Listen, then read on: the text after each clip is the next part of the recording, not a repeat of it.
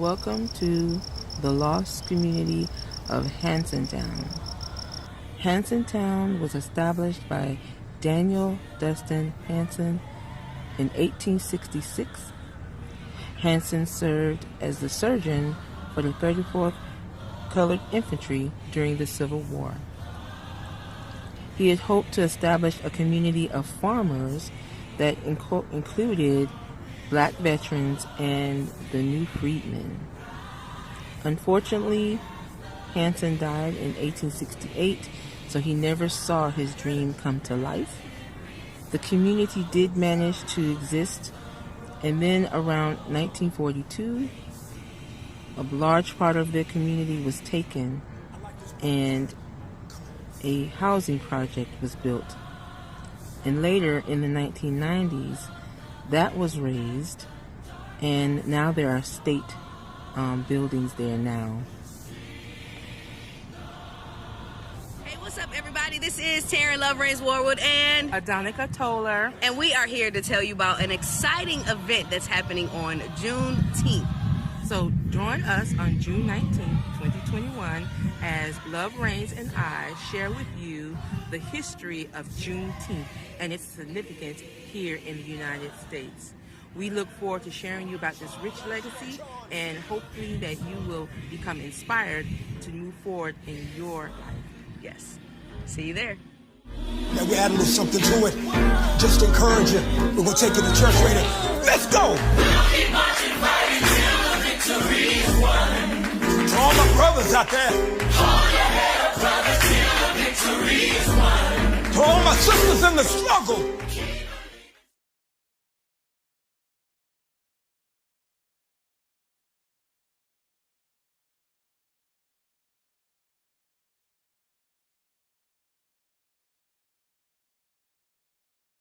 We'll keep this party going. Some of my guests are still trying to get in the room. I want you all to network. Let's answer some of these questions. So if you have any technical difficulties, please let me know in the chat. I also want to give a shout out to Raji. He is one of the newest members of the Startup Grind Jacksonville team. He's from University Berkeley in California. He is my virtual intern. So I am so glad to have him here today, working with us in the chat.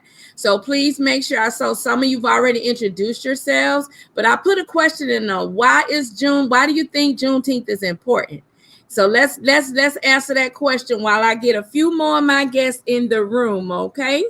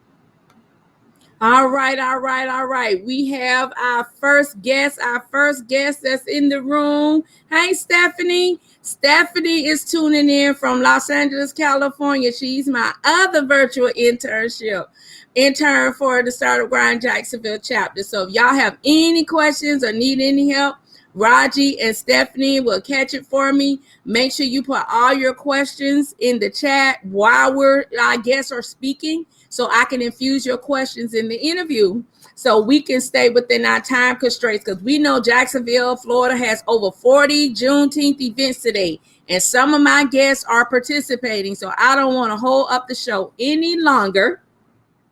So our first person we're going to have up is the most notorious,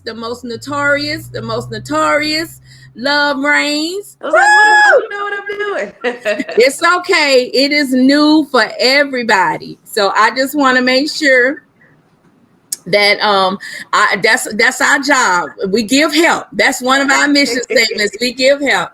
So I'm before you get I'm gonna let you do what you do, and we're gonna have a brief 15 minutes fireside chat. So I'm gonna disappear and I'm gonna give you the platform. Yes, ma'am. Yes, ma'am.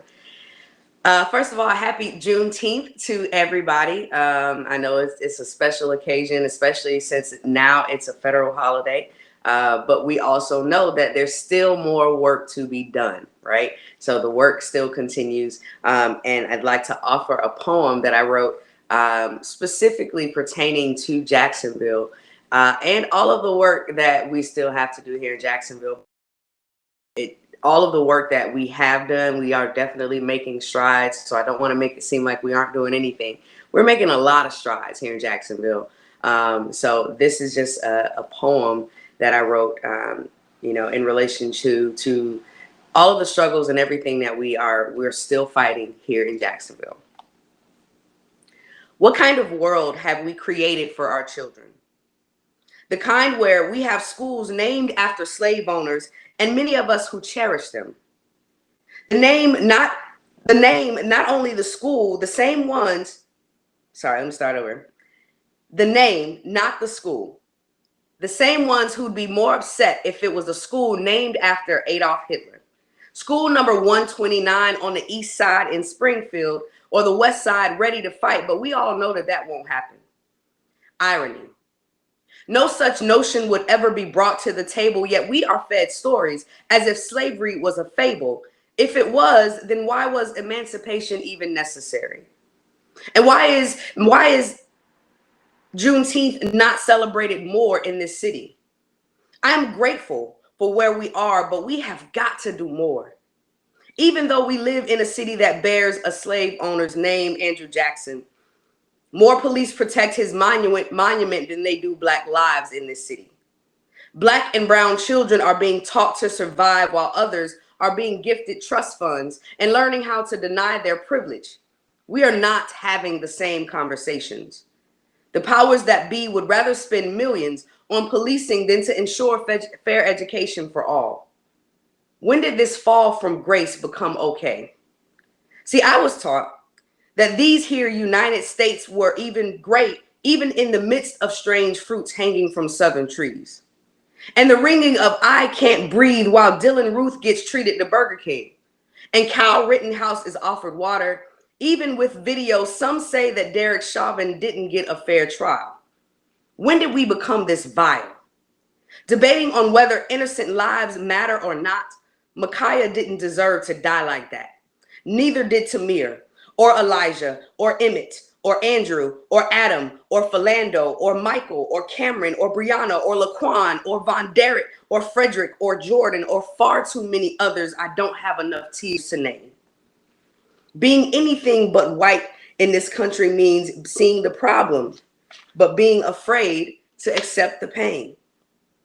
It means Black and brown children walking the halls of a school only a few generations removed from their oppressor. The same schools that remove teachers who remind them that their lives matter, but I guess it only matters to those who care. I pledge allegiance to the United States of America. I pledge allegiance to the Constitution of this city and constantly wonder, when will the United States and this city hold up their end of the bargain? When will we truly be free of the mentality that racism doesn't exist? Free from the narrative that there is just a few isolated incidents and only a few bad apples who are just having a bad day. What kind of world are we leaving for our children? And when do we start telling them the truth? Thank you. So that poem, I wrote it very much out of frustration. Frustration because, you know, as many strides as we have made, there's still a lot of work to be done. You know, I'm still scared. I'm still, you know, afraid to be Black in the city. I'm still afraid to be a Black person, you know, and cop lights behind me, right? I'm scared. A lot of people, you know, so even though we've made some strides, we still have a lot of work to do. I think you're muted. That's beautiful, Love Reigns. I love it. I love it. So let's talk about what was the birth of Love Reigns came from. Let's learn a little bit of brief background about you, because I don't think you're a native of Jacksonville, are you? I'm not. I'm actually born and raised in Miami, Florida. And, you know, I went to an all-Black private school. It was maybe about 30 of us at that school. It was led by two amazing Black women, Dr. Josephine Ivy and Dr. Marita Green. And they taught us all Blackness and our history, our true history. So that was my foundation. Our entry into school, even at 5, was we either had to recite a poem or a quote from a Black author or writer. They taught us things like Martin Luther King's I Have a Dream. They also taught Dr. Mary McLeod Bethune's Last Will and Testament. And we would have to recite those all the time. So that was my foundation. And that's the birth of Love Reigns. Oh, wow. It's amazing. Yeah, I heard about you for years with the spoken word that you did all over Jacksonville, the cipher. Yeah. And because my husband is a poetry, so he loves poems too. So yeah. I love the way how you integrated Jacksonville into your poem and all the criminal justice reforms. And like I've been speaking and saying, and like you and many others, that why do we can say we support Black Lives Matters. You know, today I just learned on the news, New York just erected a memorial for George Floyd in New York. That was presented today. So I just want to know, with the advocacy that you do through your poetry and artistry, you know, where do you think this Generation Z and the millennials, because you know, what's your perspective or your advice for them? One of the things that I absolutely admire about this generation that's coming up is they are, and they are, you know, they're definitely, you know, the ones who are ready to fight and they want the truth. They do. They really do want the truth. And I think that the best advice I can give to them is to keep seeking the truth, you know, and keep fighting for the right things, right? Keep fighting for the truth to be told, because that's the only way that it's gonna be told, and that's the only way that history will not continue to repeat itself. You know, so I would definitely say keep fighting, keep seeking knowledge, keep seeking, keep doing research, and don't believe everything that they tell you, right? That's another thing that I admire about them, is that they don't believe tell them, you know? So I love that. I love that they are tenacious. I will say that, you know, in terms of caution, that you still have to respect your elders, right? You still have to respect your elders. You still have to listen to your elders, right? Because they've been here, right? Whether we've done it wrong or not, nobody knows. But you still have to listen to your elders and you know, take the advice from them and on and just carry the torch. That's awesome. So we got 2 questions in the chat. The first one is from Chef Ty. He says, when did you get get inspired to express your mind through poetry? So expressing my own poetry, probably not until I moved to Jacksonville, which is like 5. Even though I wrote poetry my whole life, I didn't really feel inspired to share it anymore. Like once I left the Ebony Village School and then I started going through life, I just I didn't want to share, you know. And when I moved to Jacksonville, I got inspired to actually share great shows, and that was, like I said, 2005. So that was probably the first time that I actually was inspired to share things that I wrote. You said curate shows. So where are you curating shows now? So now, man, I do all kinds of shows. So now that the world has opened up a little bit, I do a weekly open mic every Wednesday at JC Restaurant and Supper Club, which is located on University before you get to JU, 2111 University Boulevard North.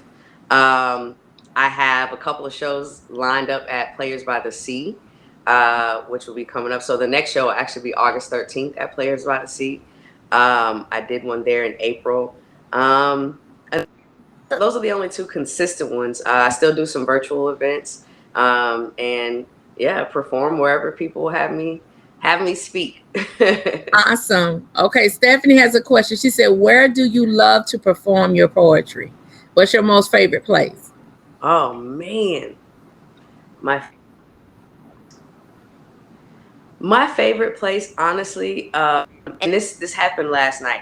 My favorite place to perform poetry, it's not a specific venue, but it's in a room full of my elders.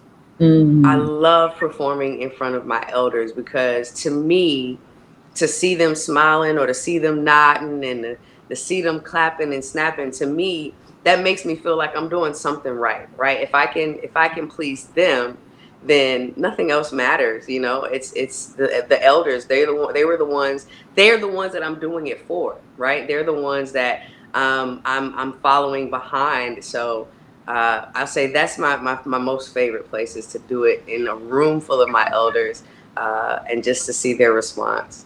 That's amazing. So, Love Reigns, how do anyone connect with you or book you virtually or in person? How can they stay connected?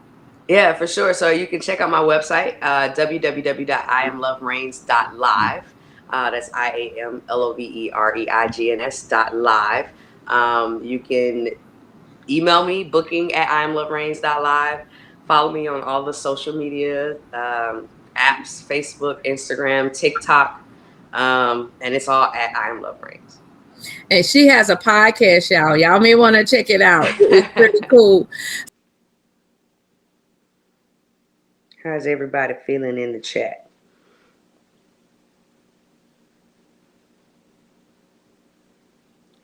All right, I do have another poem.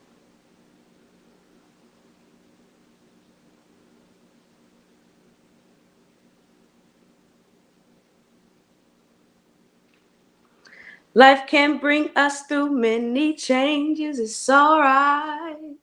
Just don't give up, know that it's gonna be alright. People come and they go, that's just the way that it goes. He said, I need you to inspire me. He said, I need you to take those words that you were given and reignite this fire within me because I've lost my way. See, I used to be an artist. I used to paint pain on the portraits of my past, but lately these portraits pierce pain through a glass half empty, half full of my sorrows. And forgive me for my request, but can I borrow a portion of your strength, sister? My soul is weak, spirit depleted of its natural inhabitants and all, and I'm already prepared to fall because I've been to the bottom more times than I can remember. And in your smile, I can tell that life too ain't been easy for you, but I want to learn how to smile too. I want to learn how to get through when it seems that everything goes wrong and all you have is you. I said, brother, don't let this smile fool you, because behind it, I've masked more amounts of pain than I can remember and used it to deface more shame than I care to admit to. I know all too well the hurt you speak of. I know what it feels like when it seems that love knows everybody's name but your own, and you give so much of yourself that you lose all that you ever known, and all that remains is the skin on your bones. Brother, I've been there. I've been to those places most folk don't even know exist. So low to the point where even heaven feels like hell, and waking up another day becomes nothing more than a constant reminder of failure. I know what it feels like to be so close to your dreams that you can taste it, to reach for the sky so much that you could trace the stars with your eyes closed, tiptoeing across the clouds for balance. I know what it feels like to be beaten down so much that you just want to give up. And no matter how hard you try, you just always seem to get stuck in the same places, believe me. My smile makes me no better than you. I've just learned how to take my Nile of tears and turn them into rivers of opportunity. Taking every closed door as a chance to open up a new one. It don't matter how many times you fall. All that matters is that you get up. See, in the distance lies your book of dreams, but sometimes you got to tear those pages off at the seams and rewrite another. The further away they seem they are, the harder you got to fight to get there. Releasing all your cares to the wind, releasing all your friends to the wind, releasing all of your family to the wind. All you need is you.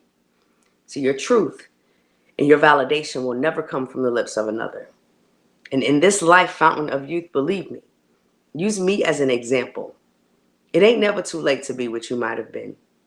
So I'm going to lend you my smile and hope that you will use it to paint away your pain again. Love Race, I'm going to give you the privilege to introduce our next guest. Yes, ma'am. Yes, ma'am. So I have the absolute honor and privilege of introducing a historian, teacher, Jacksonville legend, mogul in her own right. Right? She go beat me up for saying mogul, but she's a mogul. She don't know she's a mogul yet, but she is. But the one and only Miss Adonica Toller. There you go. All right. Well, we not gonna further ado. We glad to have you on in live, everybody. This is our African American historian. She is the queen of Black history. So we're gonna let you go ahead and do what you do best and tell us how Emancipation Proclamation connects with Juneteenth. All right. So again, good morning, everyone, and Teresa Gamble, thank you for this opportunity to share history on Juneteenth, and really to share with you the complexity behind Juneteenth. The Juneteenth came about when General Gordon Granger arrived in Galveston, Texas, which was the state capital of Texas, and announced through the Emancipation Proclamation that the slaves in Texas were free. And if you're listening to me, I'm being very specific about saying Texas, because in May 20th in Tallahassee, Florida, for Florida, it was May 20th. And I believe Georgia is April 8th, if I remember the date correctly, and Mississippi, I think they're May 7th or May 8th as one of those dates. So I want to, Juneteenth, the Texans have done a great job in really celebrating the liberation of slaves in Texas. So the story behind the Emancipation Proclamation and the misconception that people have about it is that it freed the slaves in the United States. That is not exactly true. The Emancipation Proclamation was issued, actually, President Lincoln started talking about it in September 1862. He made it official January 1st, 1863. And the interesting thing about it is when it freed slaves that were part of the states of the rebellion. So in essence, it freed the slaves that were in another country, that a country that left the United States because they wanted to keep their slaves. So the slave owners were not going to tell their slaves they're free. Now, interesting for Florida actually was controlled by the Union, especially St. Augustine area, in 1862, when the conversation first started about Emancipation Proclamation, the document being created.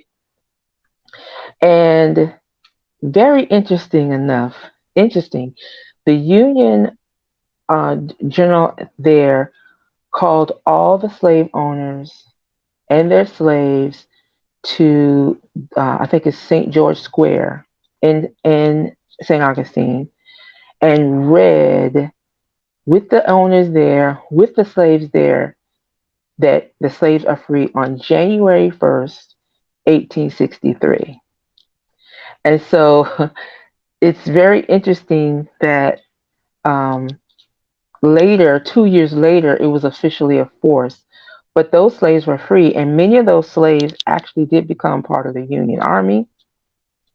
Um, and so that's the the complexity of when freedom actually happened. You also have to recognize that when a Union Army was in the area, just join in and become part of the contraband. They just joined on. They followed behind. Even early on, many generals did not want that. They weren't trying to do that, but the slaves tagged along, and so they actually became an issue. And that's where more and more it became an issue about having these former slaves become, or those who ran away and joined the and became part of the contraband, to make them part of the campaign to end slavery and to fight the Confederacy. So all of these things or dynamics are happening. And if you have not just sat down and really just studied Juneteenth from the Texas perspective, you will hear from slaves who said their slave master never told them that they were free. They never told it. They learned it from someone else, or they noticed these black men with a gun, part of the military. So they knew something was up, because they knew black men did not have that kind of power if they were a slave. So they knew the gig was up. We also have to recognize that this conversation of freeing the slaves, the Confederacy knew of that. So they were talking. So even though they perceived their slaves to be ignorant and dumb, they understood what was being said, and so they were passing the word on among them. So that's where some of them started running away even before the official announcement by General Granger 2 years later. So there's the complexity, and if you think about just how I'm trying to get this story out to you, boy, it sounds like just what is happening with us now, even in 2021, with law and justice, and when it comes to African Americans, with George Floyd and Breonna Taylor, and all the other injustices that we see, but because they're black, they don't apply. They don't seem to apply to us. And so, want you to understand also that uh, Emancipation Proclamation in June 19, 1865 for Juneteenth was not the end of slavery in the United States. In fact, there were still slaves in Maryland. There were still slaves. Now that's considered northern state. There were still slaves in Kentucky. There were slaves in California and Oregon. In fact, Oregon had the reputation of receiving those slave owners who didn't want to lose their slaves to moving to Oregon, even though there were laws on the books that said slavery was illegal here. People were still, as early as 1840, people were still leaving the South to go to Oregon so they can keep their slaves. And you had judges and political leaders who had their slaves running the state. So they were violating. They were violating the law. So you have to realize the slave owners, they weren't studying that. They were not to let their slaves go because you said so. California was known for that. California did not ratify the 13th Amendment to 1976. Mississippi did not ratify it until 1993. There are only 20, and at the end of 1865, only 27 of the 36 states actually ratified the 13th Amendment. So we're in our rights to celebrate, and it sounds like we should be celebrating from April to May to June, and we love to party. So But the concept that slavery ended in the United States June 19th, 1865 is incorrect. It is not so. Wow. And so we just need to have that understanding. And you have to understand that there was a process. May 20th in Florida, 1865, but also January 1st, 1863. So we were not getting that in education. We know we're not getting that at school. And so it's very important that we study history. And I know history has a bad rap. People don't want to. Is you mentioned history that it's boring. Now, how boring is as what I'm trying to share with you? How boring is that when you're trying to figure out how to make that story clear? So, and also, usually when they're talking about African Americans, it's usually slavery, it's usually the civil rights movement. It's not the other beautiful, powerful things about us that is told in history. Juneteenth, and even with Juneteenth, it's been sanitized. So anything that you may know about African American history, from Malcolm X to Dr. King to whoever, Harriet Tubman, you need to go in and really study those people for yourself, because all of them have been sanitized in some way by the main media. So you're going to have to go in and dig in and really um, and really get the information for yourself, and digest it, and make a decision for yourself. Because as wonderful as Juneteenth is, and I'm very, I'm not knocking it, but there's more to the story than that. And I think that that's what I want you to understand. There's more to Malcolm X. We have the perception that Malcolm X and Dr. King didn't get along. They never met. In fact, just before Malcolm was actually assassinated, and Dr. King, they actually finally talked and said they want to come together and see what they can do about changing race relations in the United States. Now, you've never heard that. If you have, that was because you've been digging, but that is not a common conversation that you hear in the general media. So, whatever you know or what you think you know about African American history and American history, period, you need to go in deeper and see if those things that you've heard is so. I like what Love Rain said earlier about this generation. They don't even believe what we say. And rightly so, because we we have not really been told the history correctly. And and we know it's so that people will not know how powerful we were. Um, I mean, when you have someone like Harriet Tubman coming out of slavery, as powerful as she was in slavery, and coming out of it, and remaining an important part of this history and shaping it, most people don't know that she was a spy. And she actually was in this Jacksonville, Northeast Florida area, doing some inconsonant work. She been espionage. She was in this area, a part of that. And so, but you don't hear that part about her. You hear that, she was, maybe by world standards, she was illiterate or ignorant, but she was a very powerful, very intelligent woman. And she was very brave. So before, she was willing to run away by herself when nobody else wanted to do it. She was like, it's time to go. And she went. And then she said, let me go back and see.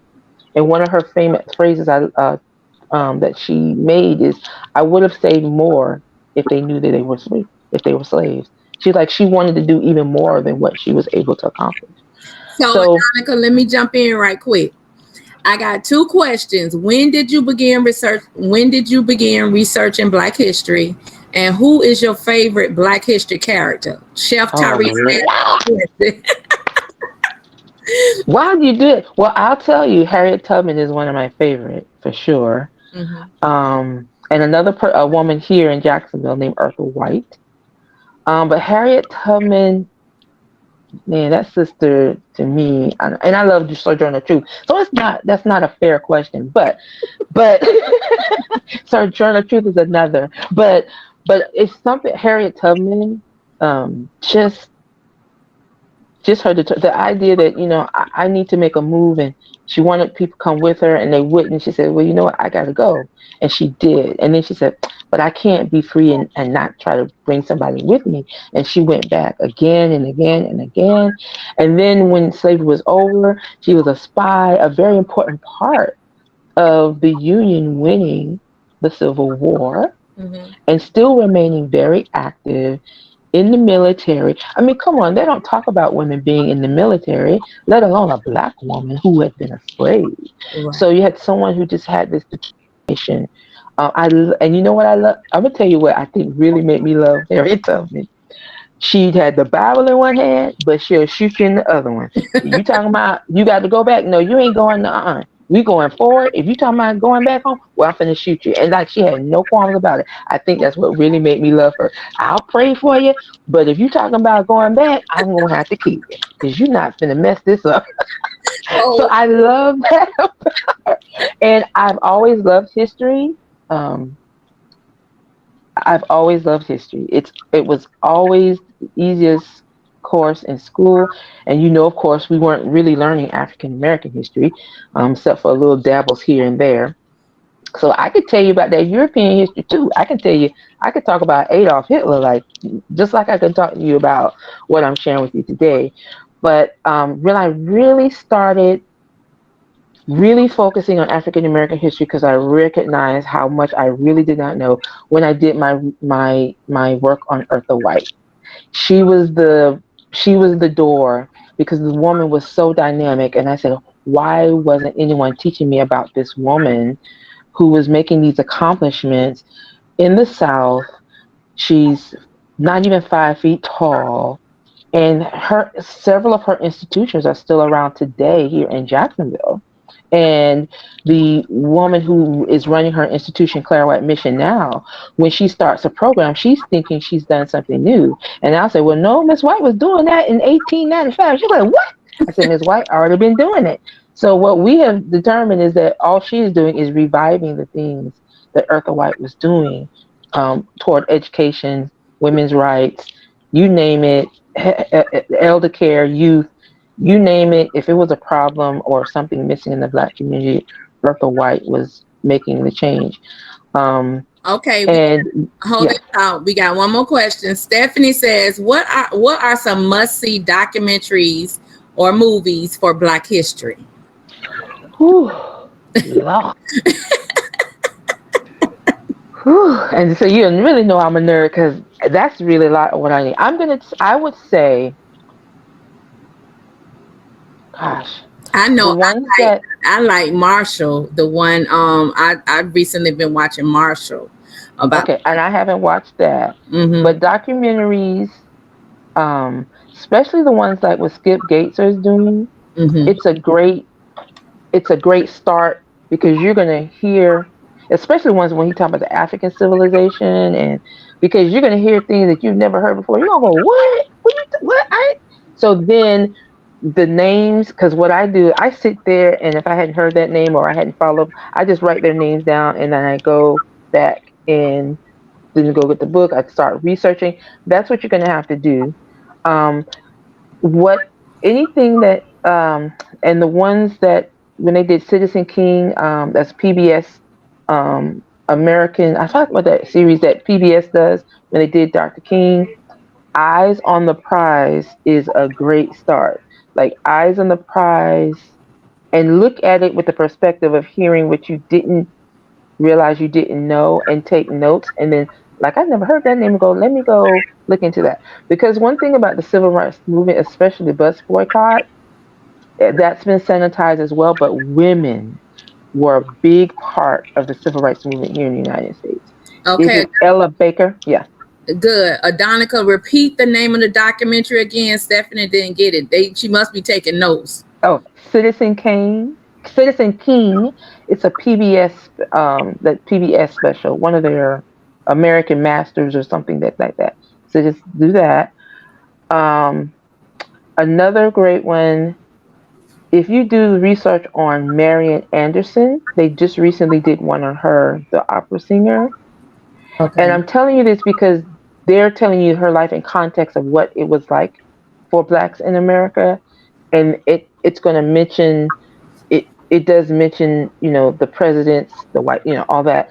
and just listen to it different. Like, oh, Mary Angela, she could sing. Well, find out what was happening, because the fact that she ended up where she was, it was like a anomaly in a sense. But she actually had a different kind of mindset. Mm-hmm. That's all I kind of explained to you. Like, she knew she was good, but she was restricted here, and she had to leave the country where she was really groomed in Europe, and she came back, and she was already, and you just have to see what so many of us have to do or had to do to grab our craft. And I think that it gives you the climate of what's going on in the world.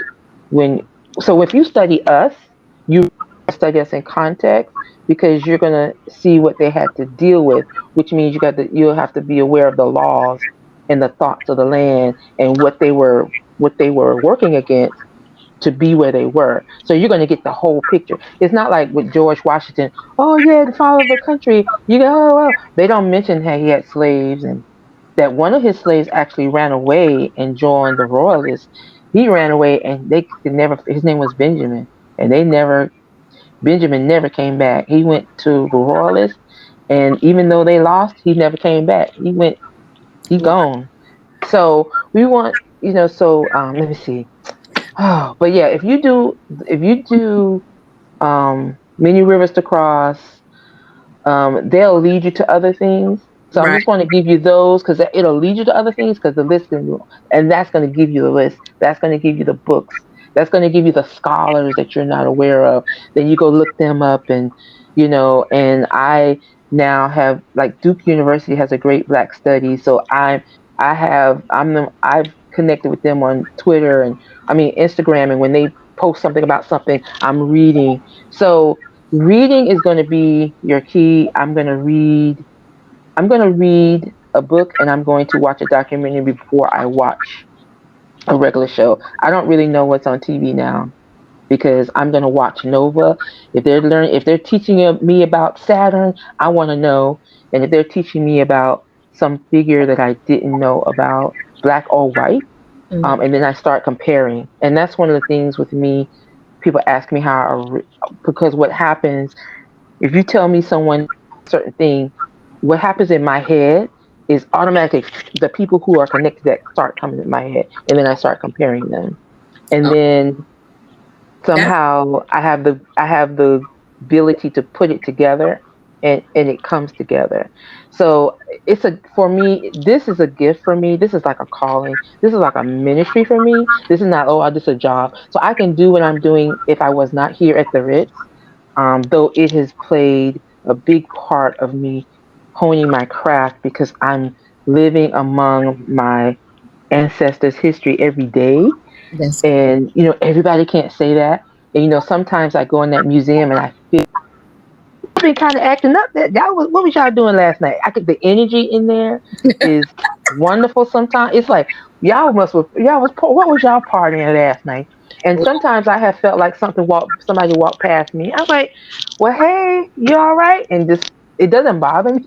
And I've even had white people come in and say, "Are there spirits in here?" So I said, "Yeah." I said, "Yeah, they walk around." She said, "Oh, it feels." One of them said, "Oh, it feels wonderful." I said, "This you get to do this every day." I said, "I get to do this every day." So I got a So, question for you. What is coming? I read something in your bio about Nelson Mandela. What is coming up with that with you in Africa? okay. So I have a cultural exchange with the Nelson Mandela in um, Port Elizabeth, but Nelson Mandela Bay municipality. They named it. It's Port Elizabeth, but they named it after Nelson Mandela. And I sent an art exhibit there. It was there 2 years because the pandemic made it extended it. And so right now we're preparing for that same museum to send me artwork from South African artists in response to the exhibit I sent there. So it should be here. It should be hitting the water soon. I just had a meeting with it, with anticipation that the exhibit would be here in September. It will be in the United States for a year. We have permission it'll be here for 6 months at the Ritz. And then we have permission to allow it to go to other facilities but it has to stay in the state of Florida. And I actually have two sites, that maybe three, that we could do around the state, that we can do a pop up, a visit exhibit.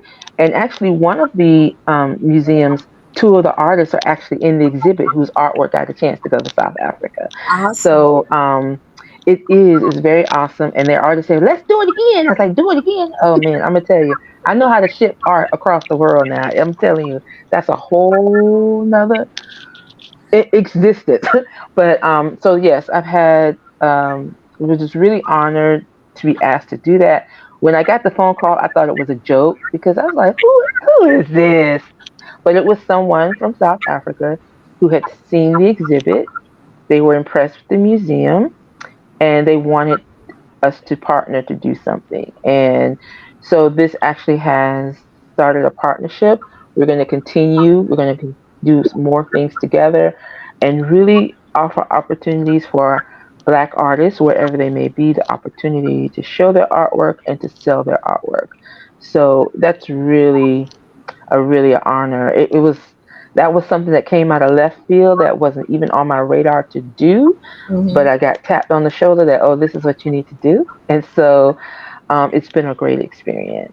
So, my last question for you: how can individuals, especially Black business owners, use their platform and their leverage to address some of the systemic issues that's going on around Juneteenth? Just because it became a federal holiday, we're not done yet. The Oh, work is. absolutely. So, what can we do as Black business owners or African Americans in general, or even our allies? What Right. can we do besides saying you support Black Lives Matter? Hmm. We have to get something else done. So, what recommendations would you give before we move to our celebration of food? Yes.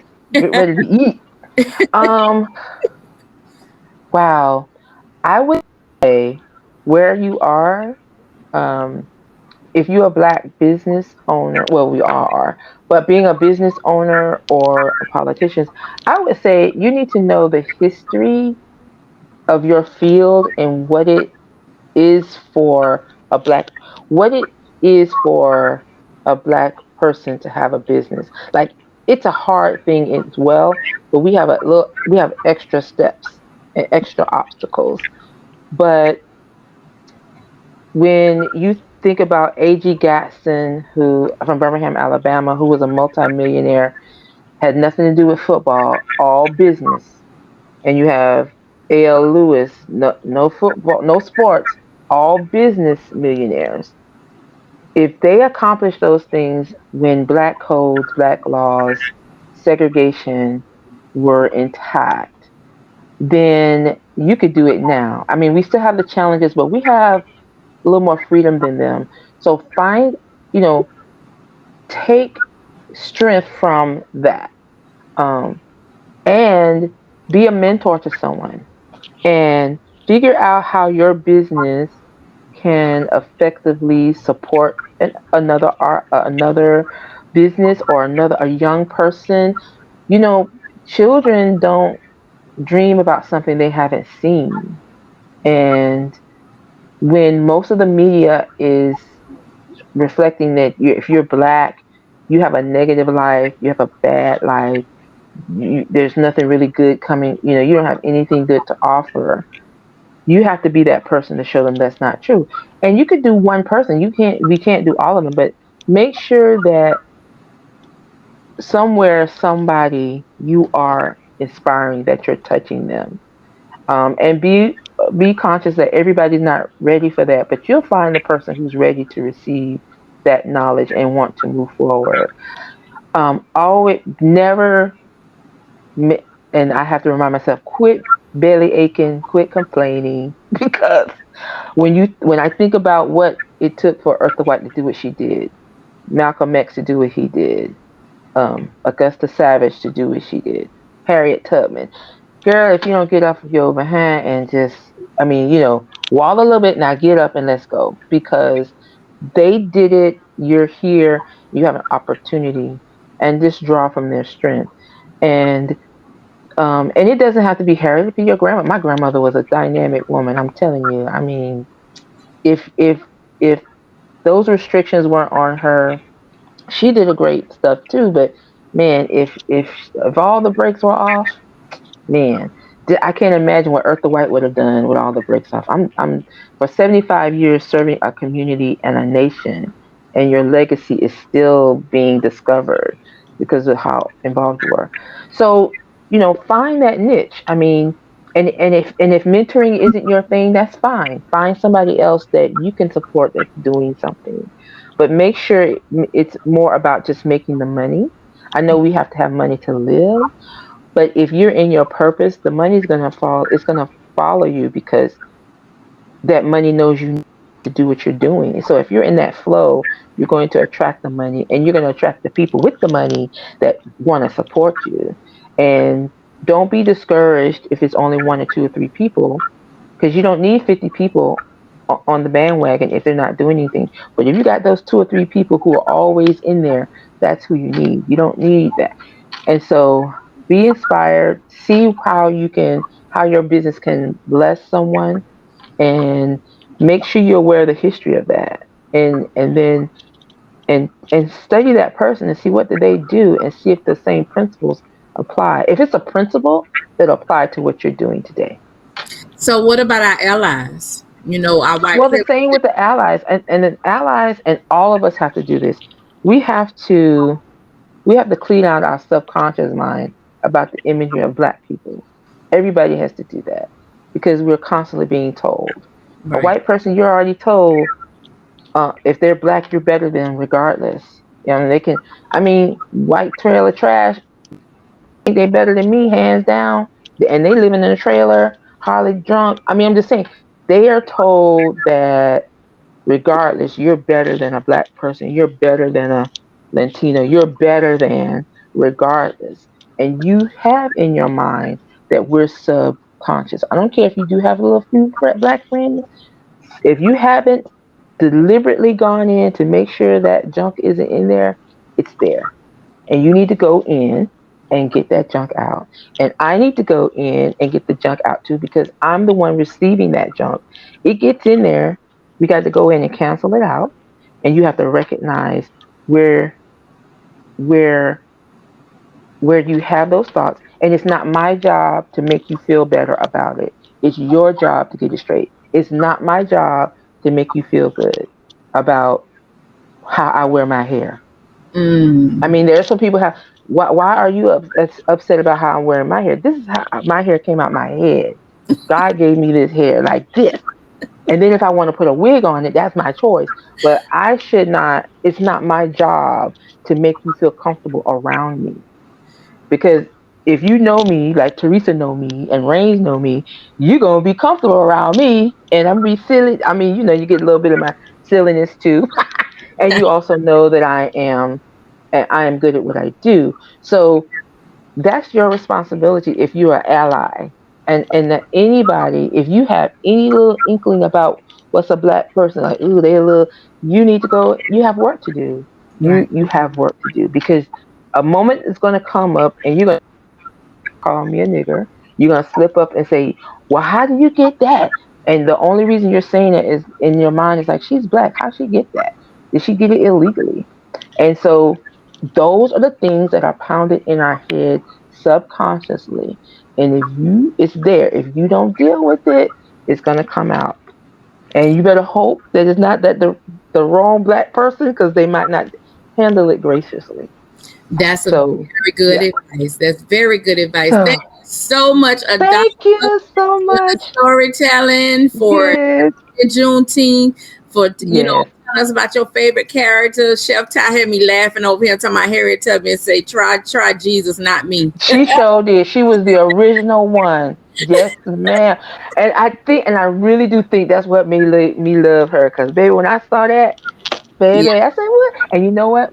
And what I love, my grandmother was like that.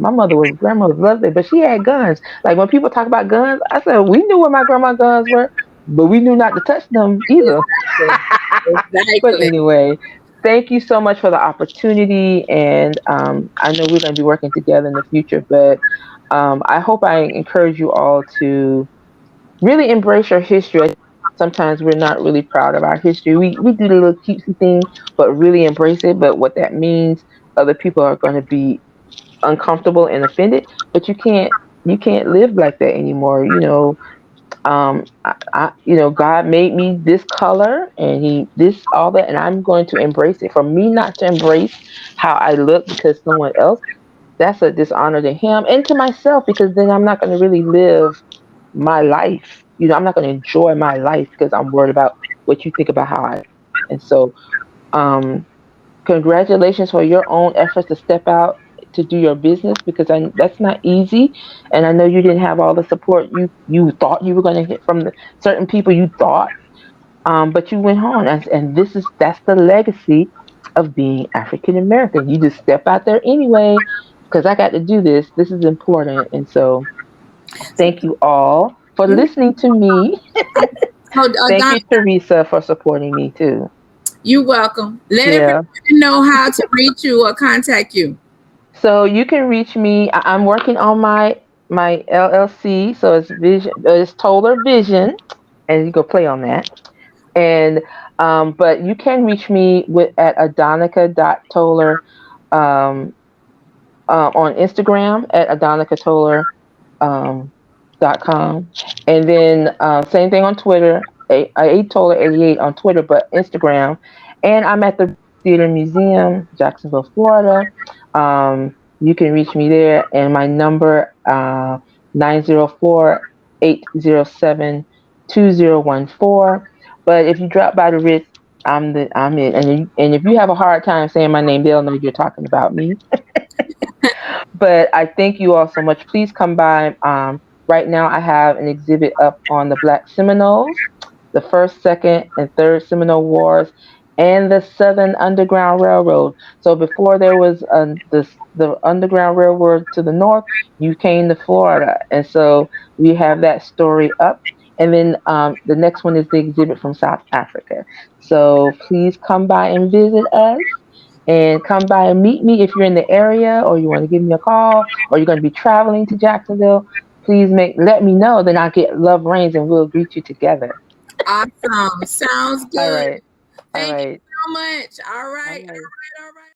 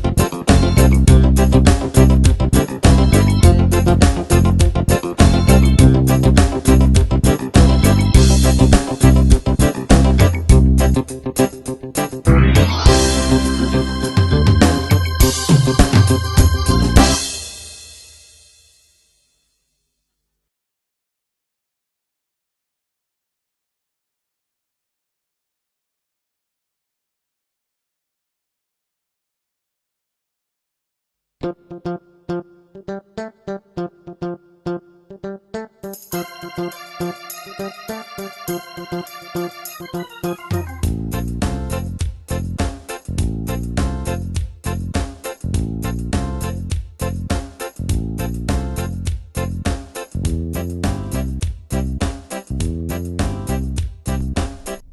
guys, thanks for tuning in to the video. I hope you guys enjoyed it, watching it as much as I enjoyed making it. Don't forget to like and subscribe this page down below. Leave a comment, share with a friend. You can find us on Facebook at Chef T 2020. You can find us also on IG at Chef T _2020. See you guys next time. Later. I knew I wanted to do this for the rest of my life, and I'm a recent graduate of culinary school here at Bishop State Community College here in Mobile, Alabama. That is where I relocated to do with my wife. I also am the executive chef and the founder of Chef T's Crafted Eatery. Y'all can see the logo. I drew that and designed it myself. It's pretty nice if I say so myself. I love, there's a term we call in culinary terms, it's called garde manger, and that's what you guys actually witnessed in the video, is dealing with specialty carving, doing cold foods, carvings. I love sushi. I love to make sushi. I love to design my own sushi. And that's one of the things that I'm more passionate about when it comes to the culinary art is making something that's memorable. And anytime you go eat somewhere, you need to be memorable. And I feel like that ties into Black history because there's so much that happened in our history that's memorable, but not many people are told about it. Not many people are given the opportunity to remember it because it's said that it's this instead of that. So one of the things I found most interesting about the culinary arts as it pertains to Black history is the great historians and chefs that came before me. I had some really good examples. When you look up the founding fathers of culinary, you look up Auguste Escoffier, look up other great chefs such as Kareem. These are great French cooks. But a lot of people don't know that, you know, we as African Americans, we've been cooking for a long time. We know this. It dates back to the Louisiana Purchase and even during the time of George Washington. And speaking of George Washington, the first Black chef to be in the White House, his name was Hercules Posey. And he was said to be born, he showed up in records around 1748. He was very skilled, and I say very, very skilled in the culinary arts. And, you know, their cooking back then was different. They didn't have no temperature control. They didn't have no knobs. The turner, they just had a big old open flame, and they had the stoves were set up where it had like a cover to allow a certain amount of heat in. So if you didn't get that heat right, you burnt your food. So for him to be regarded in history as truly a master in the culinary arts lets me know their skill level. Like if you can cook over an open flame, you got some real deal skills. So he's one of the people that I actually I take inspiration from, being an African American cook myself, because he only earned $48 a year working as a head chef at the White House. Now, versus today's time, head chef at the White House can range from between $70,000 to $100,000. Wow. You see the big difference. So some of us are already thinking, okay, how are you gonna raise a family on $48 a year? And he had 3 children and a wife. Well, he had so much favor and was so well renowned that during that time it was uncommon for African Americans to walk around the street freely. He had that privilege to do so. He also was able to sell food out of the back of the White House, earning him an additional $200 a year so that he could support his family. He employed other Black cooks that were trained under him. Eventually, after they released the Gradual Abolition Act during the 1700s, which pretty much only limited slaves to being enslaved to their masters for 6 months, and then after 6 months, they were legally it was legal for them to gain their own freedom. Like if they wanted to run away, they could run away. So he ended up running away and going and fleeing. I think it was, I think it was Philadelphia. Yes, not Philadelphia, Virginia. That's what it was. He fled Virginia, died in I believe it was 1812, and that's where he remained. His family, his son did remain in the White House, still cooking as a head chef, and he's just one of them. Another Black history person that a lot of us don't really know really had an influence on the culinary industry or the food industry itself is actually George Washington Carver.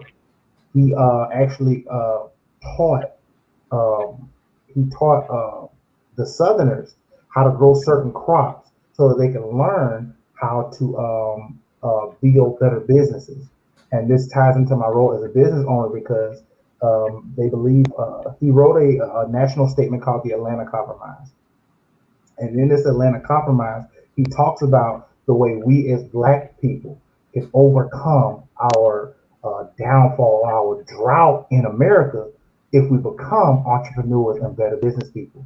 We always hear about Black Wall Street. This is how it got its start, its root with George Washington Carver. And he taught this at the Tuskegee Institute, also now known as Tuskegee University. So it's he had a very influential impact on agriculture during that time. A lot of people like to, credit him for the peanut experiments and the things he did with sweet potatoes. We all love us some sweet potatoes. I know I like big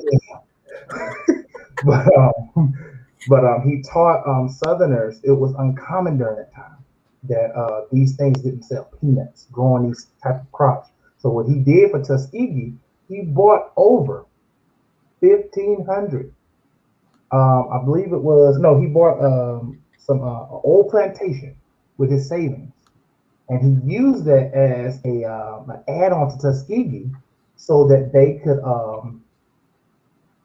could start growing crops and start experimenting on more efficient ways of growing crops. So they taught them how to teach people how to grow crops instead of being the ones growing it themselves. Wow.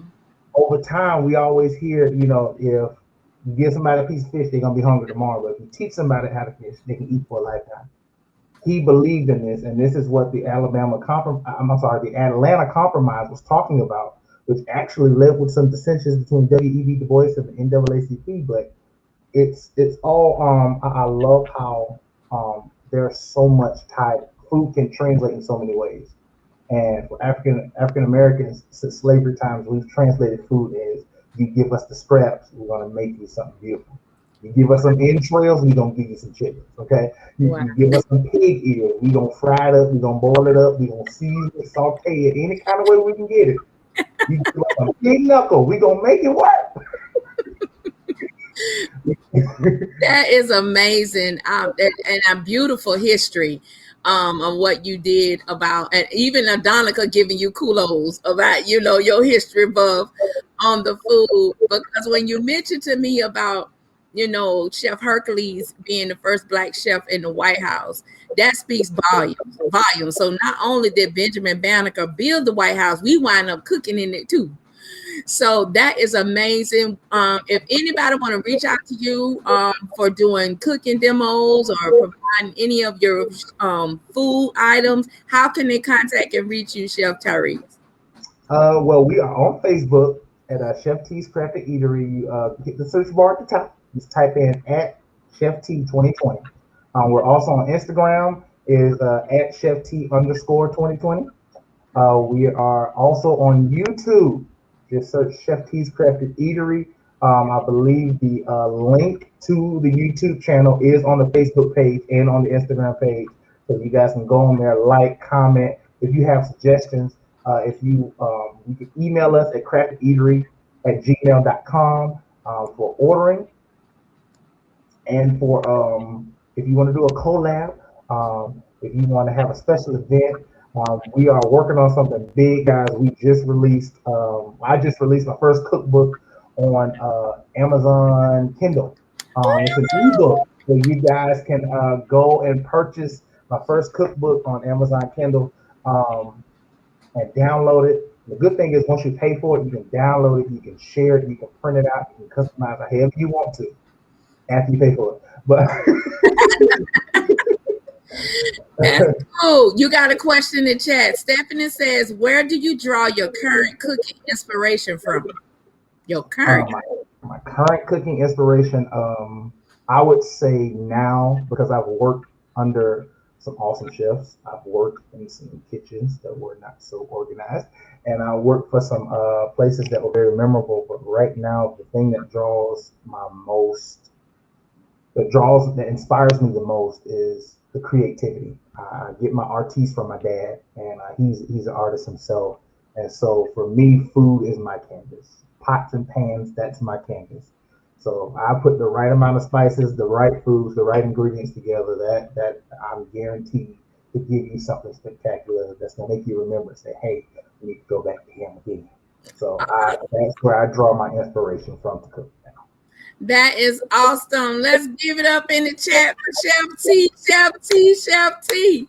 So our Black business ownership panel is gonna start at 12:45. But remember, I got a special surprise for y'all.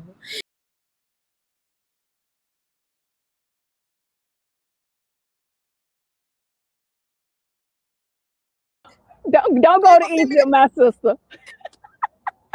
Get over there, they're gonna be like, "Where your passport?" I'm gonna be like, "Right here, right here." Listen. I ordered some wings the other day, and you know they always have this debate: what's best, flats or drums? Flats or drums? I'm a flats person, so I ordered flats. They said we can't give you all flats. Guess what they said, girl? What they said? It's a shortage on chicken wings. Are you serious? Now, let me tell you what's messed up about that. I've been eating chicken wings all my life because I'm trying to help and make sure that the Lord can get me there. Because he said it's going to take 2 wings to veil my face. So how many chicken wings you got to eat to make sure you get to heaven? Girl, I don't know, but I'm eating all I can. Because I can't afford this. I can't. Listen, if this heat is anything, if hell is worse than this heat right here, I'm sorry. If hell is anything worse than this heat right here, I can't go to hell. So everybody can believe I'm going to treat them right, pay my tithes and offering, and be to every service. Wow. Now, if I don't make it to heaven, I'm burning down every building that was a church. I'm burning it down. Okay, don't burn the building down. Don't burn the building down. Ain't nobody going to be there anyway. No, it's not. But, you know, why you got to burn the church house down? Because they ain't going to be able to get my money back. Because they done spent it. They done ate all the chicken wings. You can't get no refund on your typing offering. Girl, you need to stop. Why not? It ain't work. I know. I want a refund. I'm going to everybody's gravesite. No, you ain't going to the graveyard, to the cemetery to get the money. Yes, I want my money. I don't care if I get it in wigs, fake teeth. I don't care how I get it. Prosthetics. I want my money back. You hear me, sis? I want all my coins back. Okay, so what you gonna use? What you gonna do with the used prosthetics from the cemetery coffins? The only one not going to heaven, so somebody else will be down here trying to get this.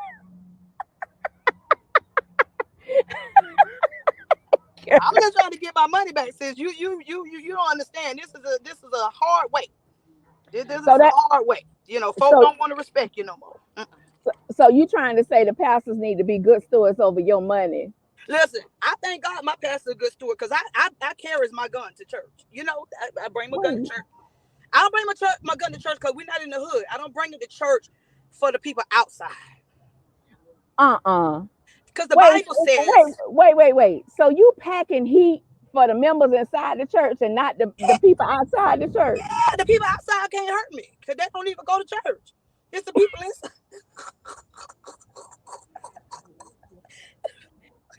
You is too much. The Bible said you should know a tree by the fruit of it. Some of these folk ain't even trees. They just plants. They just... So you saying they a growing plant with no fruit? No fruit? Come on, work the word. Work the text. Work the text. They ain't got no fruit. They just a plant. They just a plant. And you know what I do with them? I cut them down. Really? That's why I'm not an usher no more. Because back in the day, when ushers were ushers, they could talk to the people and tell them spit your gum out. Could tell the children to sit down somewhere. But not everybody want to fall out in church. See, y'all need bodyguards in church nowadays. My back ain't built for that. I'm not finna be picking your behind up. You knew you was gonna fall out. You should have fell down. You don't fall out on me. That's why I don't work. Wait, Alicia. So you saying the ushers need to be upgraded, the bodyguards? because they back go out from picking people up off the floor who know they gonna fall out in the spirit. I ain't never seen nobody fill out no insurance form at the church. Talk about I'm a usher, I need some insurance. No. If I hurt my back, pastor ain't gonna be able to get me out there to the hospital. I'm gonna get a bill. No, player, you gonna fall. You better hope the Holy Ghost got you, because Elisa don't look for me. Lord. So I wonder, did that contemplate, because back in our ancestors was slavery, Yeah. they got everything they needed through the church. They learned how to read in Sunday school and Bible study, because that's the only time the slave masters would let them go to church and congregate. Yes. So that means they had to be taught how to be an usher. So now you saying they need to be upgraded to a bodyguard. Yeah, we got too much education to just be still having ushers. No, we need to upgrade that. And you can't let men be ushers no more, especially if they married. Because it causes conflicts in houses. Because every Sunday that Deacon Bobby be the usher, Sister Shannon want to get up and start shouting with that little short dress on. You knew you ain't have on no girdle when you left your house. And now you want to be all jiggly and wiggly all over the church. And Sister Betsy Sue said, if you usher this, and you know what, next Sunday, we're going to make sure next month you going to usher on the third Sunday. I'm going to see if she wear the same thing. Lord have mercy. You going to tell the people how to dress under the clothes. Put your girdle on. So the men ushers won't have no conflicts in their home. That's why the deacons sit up front. They be like, yes, sir, this is the best view in the house. No, the deacons don't say that. Yeah, you is a mess. So let's switch gears. Now we know all this stuff going on in the church, and we know there's a marketplace in the church. Because there was a marketplace back in the Bible days with Jesus. Yes. So how does the church folk do business in the church for the marketplace versus what we do in the secular world? Oh Lord, I must have hit a nerve. Them eyes done went big, Jesus. Let me tell you something let me tell you something. I have to remind folks, Jesus paid it all. You still owe me. Because folk be thinking, do it for the Lord. No. When I go clock in at my job, I do it as unto the Lord. Right. I need my paycheck to come unto me as I have done it unto them. I've done your work. So why do folk in the church feel like at some point, my God gonna bless you? He did. He blessed me with the money in your pocket for what I just did. Oh, come on, somebody. I don't get no amens right there. That's good. Jesus ain't wearing that t-shirt, so you're gonna pay me for my time and my t-shirt design. Yes, ma'am. Yes, you gonna pay me. Yes, ma'am. What you say? Jesus didn't wear the t-shirt. He ain't wearing no t-shirt. He had on a robe. Yes, he did. Yes, he did. So I bring that up because this theme for Juneteenth of what we're doing is that we were owned. We wasn't even considered a person. We were considered property. So it birthed us to launch our own Black-owned businesses because we wanted to get paid for what we was worth. Because back then, the slave owners paid you what they thought you was worth. Right. So in that segue, Alicia says Jesus don't wear a t-shirt; he wear a robe. What about all other stuff that the folk in the marketplace of the church need to pay for? Oh, listen, let me tell you something. You want people to broadcast and blast your services like they the church announcers.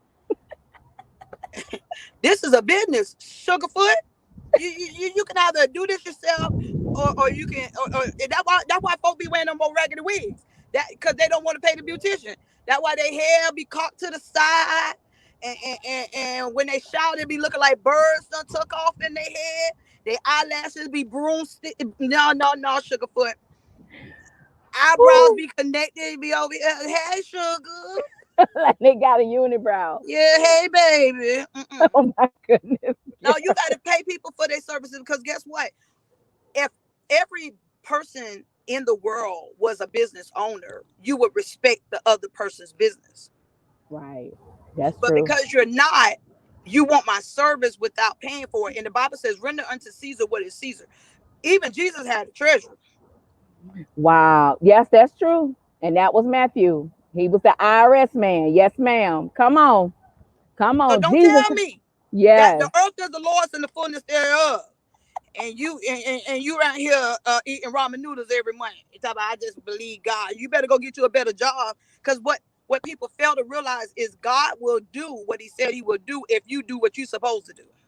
Wow, wow. Now, listeners, if y'all don't know by now, Alicia Cody is a preacher. You can tell she a preacher. And the host is a PK kid too. Yes, Lord. So there is not only comedy in ministry and in church, but it relates to everyday life. My husband talked about it on the radio show on Work Life on Courageous Conversations. He was talking about the work life is no different from the church and in the world. Right. So Alicia, you got on this security vest. What are you securing, my sister? Well, technically, the vest is securing me, because all this here goodness and mercy following me. They got to be able to see me walking. But I work in transportation. I'm a dispatcher for truck drivers, and so I have to put this on so nobody can run me over while they looking for me. Cause you know they ain't all saved. No, they ain't. They ain't all got the Holy Ghost to keep them, man. So before I have to hold them, I let this vest do the talking. Yes, ma'am. That's true. That's true. So tell me, how did you get into comedy, my sister? Let me say this. My Message Matters launched in, I think, 2018, and a woman by the name of Cheryl Wood from Baltimore. I was just in there. I just cut the fool, and she said, "You're a comedian." I was like, "Nope, no, I'm not. I'm a musician and singer." She said. So sorry again in August. She said, "What have you done with what we talked about?" Nothing. In October, I prayed. I said, "Lord, why do I feel so unfulfilled?" He said, "Comedy." I said, "I don't even know how to get started." He put everything in right alignment. And so obeying God, let me tell everybody this. When you obey God, even though you're scared and fearful and don't know if you can really do it, if you obey God, He will put you in the right place with the right people. And my comedian mentor is Tracy and Adrian Smith, who is better known as comedian A-Train. So Oh, y'all, wow. yeah, and God connected us, and I'm telling you, we've been connected ever since then. And so I thank God that I obey God, and that way I can bring the ministry of comedy to the forefront. That's a blessing. That's a blessing. Hey, Shakila tuning in for lunch with us. Hey, Shakila. So that is beautiful. I love to hear your story and empowerment, because I want people to know and to help our other culture groups that support and want to become allies with African Americans. It's not that we want to shame or embarrass you, but in order to heal a 401-year-old wound, you got to allow us to talk about it. You Yeah. got to allow us to explain and share our experiences, because remember, we're not in the history books. We're Right. not in the encyclopedia. You can't Google none of our stories. So we have to be responsible for telling our story. And So Miss Angela, before this lunch moment over, hey Adric and Shakila, I am doing good. And we love our comments that we're getting on Facebook. I want y'all to share this feed. So Alicia, the yes, queen of comedy. Come on, tell us what's going on with this COVID situation. and let me tell you You something. you talked about church. Now, how do people gonna transition back into the house of God? They've been on virtual for a year and a half. Let me tell you something, sis. Them folk ain't want to go to church. No way. Them jokers was like, thank God for COVID. Now, they don't want to say that in front of the pastor, but they said they were tired of putting on all them hot clothes, got on all them girdles and spanks all the way up to their neck, trying to hold in all that extra juices and stuff they've been eating over the holidays. They is happy for COVID. You know why? Because they can watch their pot of greens. They can eat when they get ready to. They ain't got to worry about a doggone thing. They ain't got to worry about them neck bones or tender knocking their home eat them. The pastor's about to say, yeah, they all that, yeah, that's good, Lord. Thank you, Jesus. But the one thing I do thank God about with COVID is that people will have a better understanding that their dental insurance is not an option. It's a mandatory situation. Lord, no, you didn't go there. The dealer insurance is mandatory, not an option. It's not Why? an What's option. wrong? They must be. They ain't looking right on Zoom or something. No, their breath been stank all these years and they nose right there and they ain't know about it. And I'm glad to God that they had to compact all that together. Hey, the Lord said He will reveal the secret things. Holy Ghost.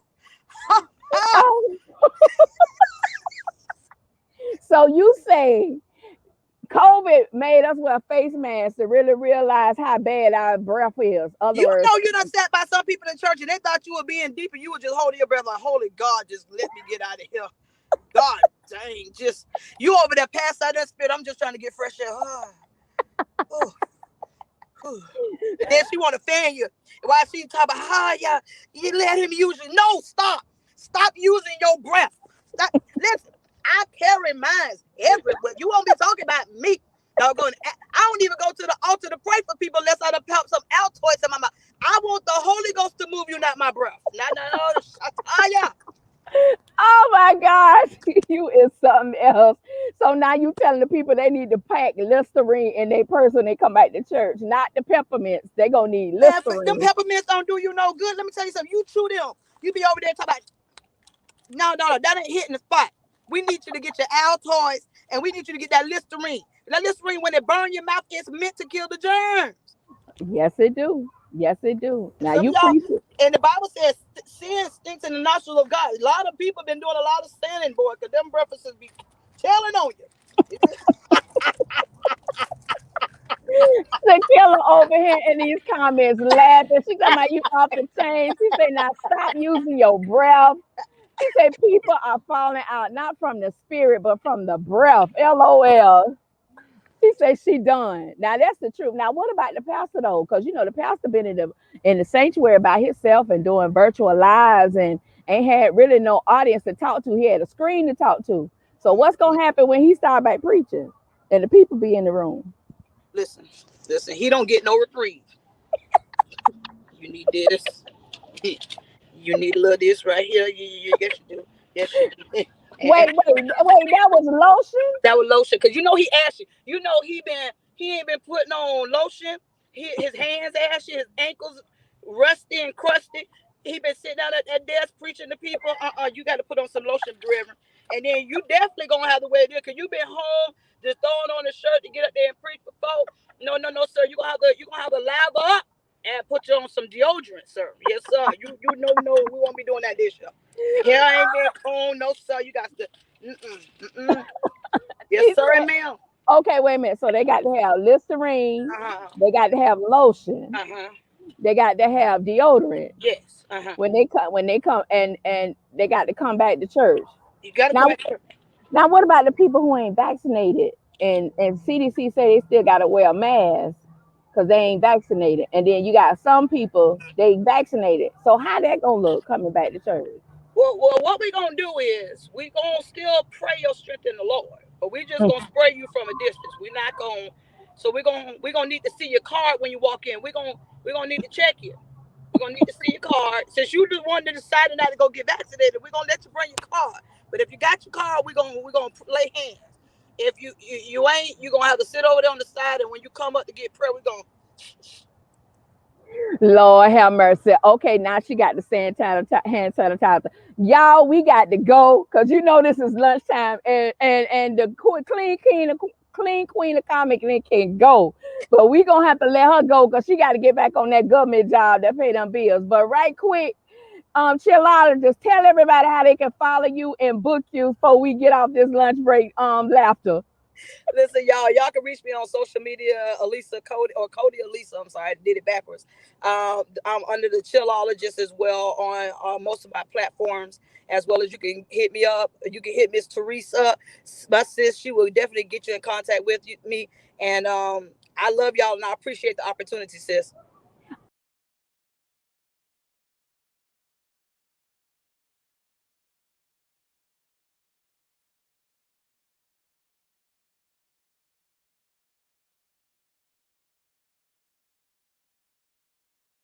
The room. Tay Gamble and Tasha Hall. Thank y'all for being in the room.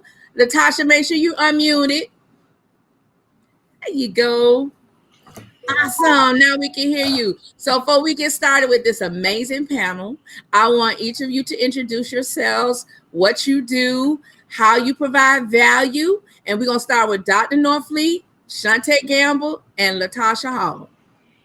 All right. My name is Wendy Norfleet. My company is Norfleet Integrated Solutions, and the company has evolved.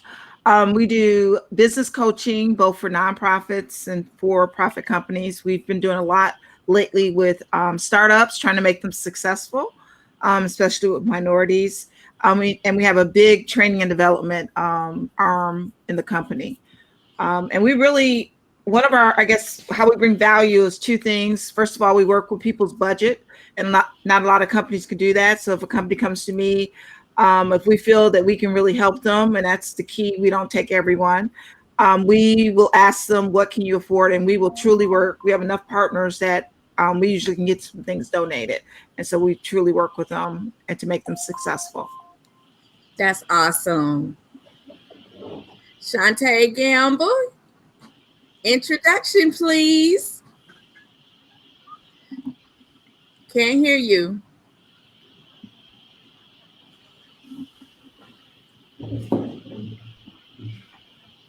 Hold on, Shantae. We can't hear you, sweetie.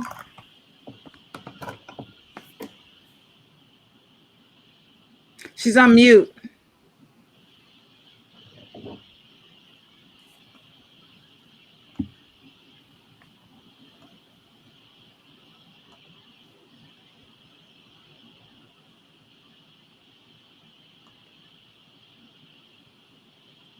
Hold on. Let me bring her back.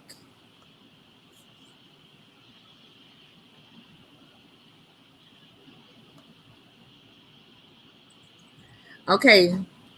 Shantae, can you speak? Can't hear you. We can't hear you. No.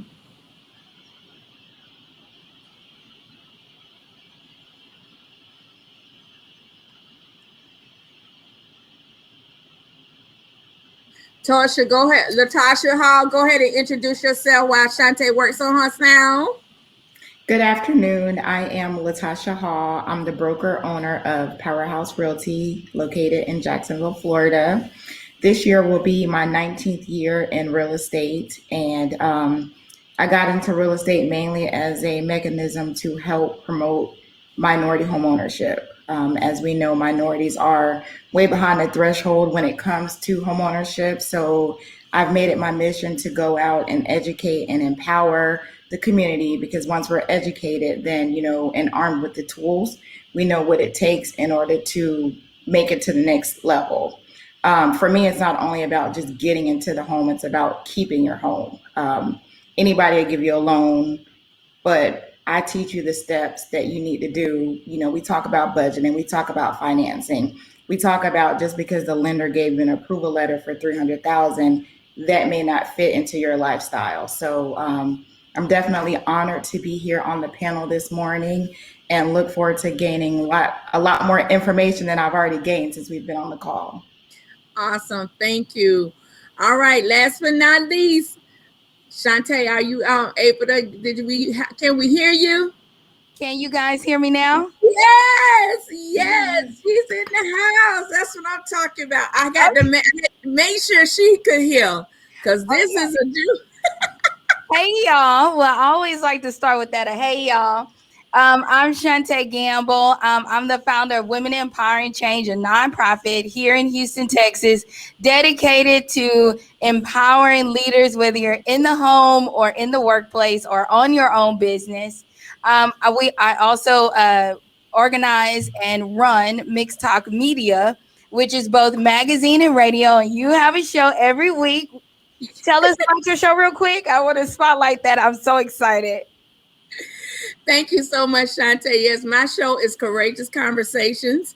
It's diversity, equality, and inclusiveness, where I give a gracious space for everyone, especially our Black African Americans, a place to share their stories. Is it culture, work, life, live, learn, play, business? We do it all so you can get your story recorded, so the history won't tell a story. You will tell it. Thank you, Shantae. I love it. And that's why I gave the spotlight to you, because you say it best. And I also organize and run ShantaeGamble.com, where I just help business professionals get unstuck. That's good. That's good. Awesome. So, ladies, let's start with this question. We know right now there's a lot of news jacking going on with the voter rights suppression, gerrymandering, redistricting lines. They passed the Juneteenth bill. They just put up a memorial for George Floyd in New York. But as business owners, we have seen where advocates have challenged the business owners to do more than writing that diversity statement. So we are not the corporate entities, we are kind of grassroots emerging enterprises. What advice, starting with Dr. Wendy Norfleet, what do we need to do as Black business owners to help push the narrative even more? You muted, Dr. Wendy. I turned it off while she was. Okay, Okay. I'm sorry. I think that as business owners, and even like small business owners, especially, we are being challenged to do more. And it may be just because where we are, we actually can impact more too. I don't know if we're aware of that. So I know even for me, when I'm working with companies, especially minority companies, I'm always trying to work with them. I don't want, I mean, it's hard for me to say no to them. Obviously I need to make a living too, but it's like I try to build up my partnerships where if I have a company that really needs help, that we may have some resources to provide to them at lower cost. And that's something we do consciously. We want to make sure, and we are expanded our partnerships. So we're partnering with other small businesses where together we can stand, and now I can go after larger contracts too because I have my partners with me. That's great. That's great. Shantae, what's your take? I feel like we are totally responsible. I agree. Because just on the way here, in the car listening to, I was a little late, y'all, my bad. It was still impactful. On the way here, I had to log off, get back on, but my son asked me, listening to the program today, were we only slaves? And I was like, absolutely not. We are kings, we are queens, we have kingdoms. And I feel like if we bring that mentality into the marketplace and really see what we're doing as a kingdom, where we can invite, we all have our, like I said, it takes a village, right? It takes a village to raise a business. It takes a village to raise a community. So if we look at what we're doing in a kingdom mindset, we're more impactful. We're looking at numbers on social media and thinking, oh, that's going to be my community. But sometimes our community is right within our midst. And when we take that mindset and really apply it to our business, and the community that's closest to us, then that community will go and outreach with other communities. And then you get this whole circle of influence and partnership and empowerment. And then I think we're also responsible for healing too, because we can't have growth without healing. It's very hard to get far when your mindset is not progressive, or you aren't operating in servant leadership. So in business, I feel like we have to adjust our mindsets. Okay, Shantae, your camera went off. I don't know what happened. Okay. Latasha, your take to this question. I'm gonna get this name right because I was gonna ask you how many times. I didn't heard like 3 or 4 different. It's okay. Because the way she spells it, and she told me yesterday, just think of Tasha. I said, okay, I got a cousin named Tasha. I can do that. So Tasha, tell her, what's your take on it? I definitely agree. And of course, coming from the housing world, it's totally different. As minorities, we already know that we're already way below on the threshold. And there have been studies that have come out to say, I'm a mortgage broker. I get your file, you're a Black man, you're a white man. The chances are we can have identical credit histories, everything, but that minority 9 times out of 10 will be denied. Why? Mainly only because of their color. There is no other rhyme or reason. So when everything kind of manifested over the years of what's been going on racially and all that stuff, what we're seeing now is a lot of non-minorities are now integrating the minority neighborhoods and kind of pushing them out. So, you have grandma who's been in her house for 50 years. It's based on a tax rate of, let's say, $50,000-$60,000 appraised value. But then you have these huge corporations that are now coming in, taking over, building larger homes that are now worth 300,000-400,000. Well, she's on a fixed income. She can no longer afford the property taxes now, which means she's now having to leave out of the home that she's been in her entire life. So of course, we as real estate agents and brokers are getting those calls like, what are you guys doing to protect the people? And there's only so much we can do. But again, it starts with education. A lot of the elderly people, they just don't know. So that's where we as a younger generation, it's our responsibility to talk to our mothers and our grandparents and our great grandparents to let them know, you know, when you're in a bind, if somebody comes to you bringing you documents that you don't understand, it's okay to ask for help. Because by the time they come to me as a real estate broker and question it, it's already too late. They've already signed away, you know, their entire family history for a couple $1,000s, and then they have nowhere to go. So again, everything that's manifested over the last couple of years has definitely brought a lot of spotlight on the housing industry, because we are hugely impacted by everything that's going on. So that means you're gonna be working closely with Secretary Marsha Fudge, over HUD, right? Absolutely. Absolutely. Awesome. That's what I love. Yes, ma'am. Now, Dr. Norfleet mentioned something that I wanted to really focus on. She mentioned something about partnerships. And sometime in business, regardless of our size, we struggle on structuring effective partnerships. So from starting with Dr. Norfleet, what are some strategies and some ways as Black business owners for us to structure viable, credible, residual revenue driven partnerships where everybody wins? I think that's going to be on case depending on the company, because I've seen them work different ways. If there's products, obviously you can do some type of reciprocal process where you maybe stock their products and they stock yours. With services, it's a little bit different, because I really provide services to my organization. Sometimes we'll, do physical manuals or something like that, but even that's a service for a particular, very specific company. Right. So what we do is, if there's short runs, we'll do our own printing. That's why we invested in equipment. But for longer runs, we have several minority printing companies that we work with, and we have talked to them. We've worked out schedules, so I know if I have something I need right away, it's a small one, I can go to this person. And then we also hawk their services, because we're not a printing company. And so when someone comments on, oh, your books are so nice, even if we printed them ourselves, we will always say, hey, we have a great printing partner. That's okay. Good. And so we do that for quite a few of the services. For printing, we do it for travel, because a lot of times I'm traveling for different events for organizations. And so I think that's really important. And people ask me, why do you partner with other, coaching companies? I say, because you know what? I think there's enough business for all of us. And there may be times when I'm too full and I want to be able to, I want to refer someone to a company that I take pride in. And so therefore, part of this is we need to get to know each other. We need to figure out and try, and I guess not be so selfish, and realize that, there's enough business out here for all of us. If we are all ethical, we can make it work. It's not that I have to step on someone else. If I feel I have to step on someone, then I don't need to be in business. I wasn't brought up like that. We were brought up in the church that, you help others. That's good. That's good. Shantae, what's your take? My take is, for one, you have to cultivate the right partnerships, right? A lot of times we just want to be connected with people and say, hey, just because I'm Black owned, partner with me. But there are several layers to that. For one, I have to be a good business person. So I have to make sure my character is in check, my motives for partnering with this person is in check.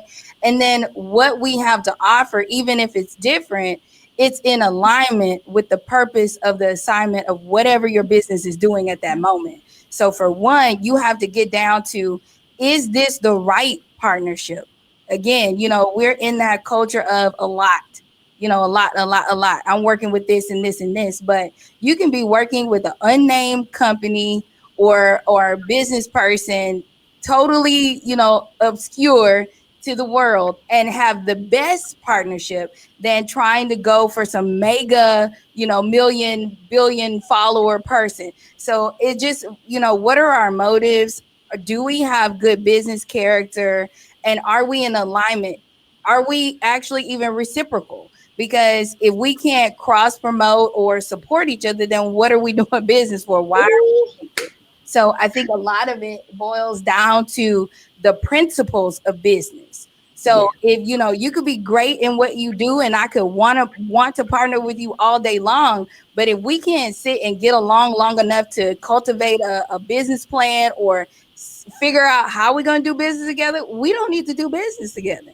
You can be cute, you can be funny, you can be successful, but if we can't get down to the root of the partnership and how that's going to be beneficial for both people, reciprocal, then it doesn't need to be a partnership. So I think it just boils down to business principles.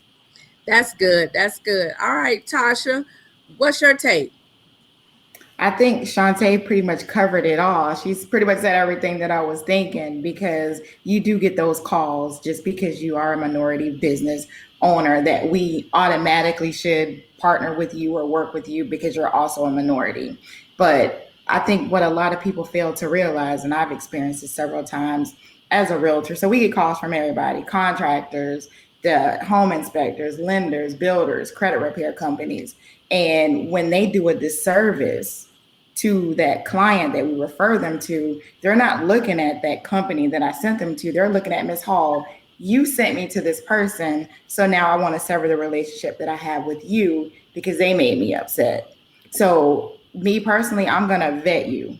I'm going to Google you. I'm going to look at your reviews. I'm going to see everything, because if I'm going to be tied to you, I want this relationship to work for both of us. If I have great rapport with everybody and you suck, that's definitely not benefiting me. So, like both ladies said, it's important as a business owner, because this is my livelihood. I do nothing else. So if I lose my name in the real estate industry, then, I'm stuck here trying to figure out, okay, what am I going to do with the rest of my life when my goal is to retire from real estate? So, yes, relationships are important, but to me, beneficial relationships are important, because anybody can formulate a relationship, but what is it going to take for us to cultivate that relationship and have it for the long term?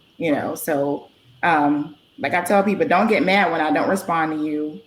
Just know that I didn't like what I read or what I heard about you, and my business is my business, and I value it to the utmost. Oh, y'all gonna make me run over here. I can't run, but you're telling the truth. God knows you're telling the truth. Okay, I'm finna go to the Teresa, can I just say one more quick thing? Sure. Come on, Doctor. I don't know if you two have faced this, but have you been approached just because you are an African American female?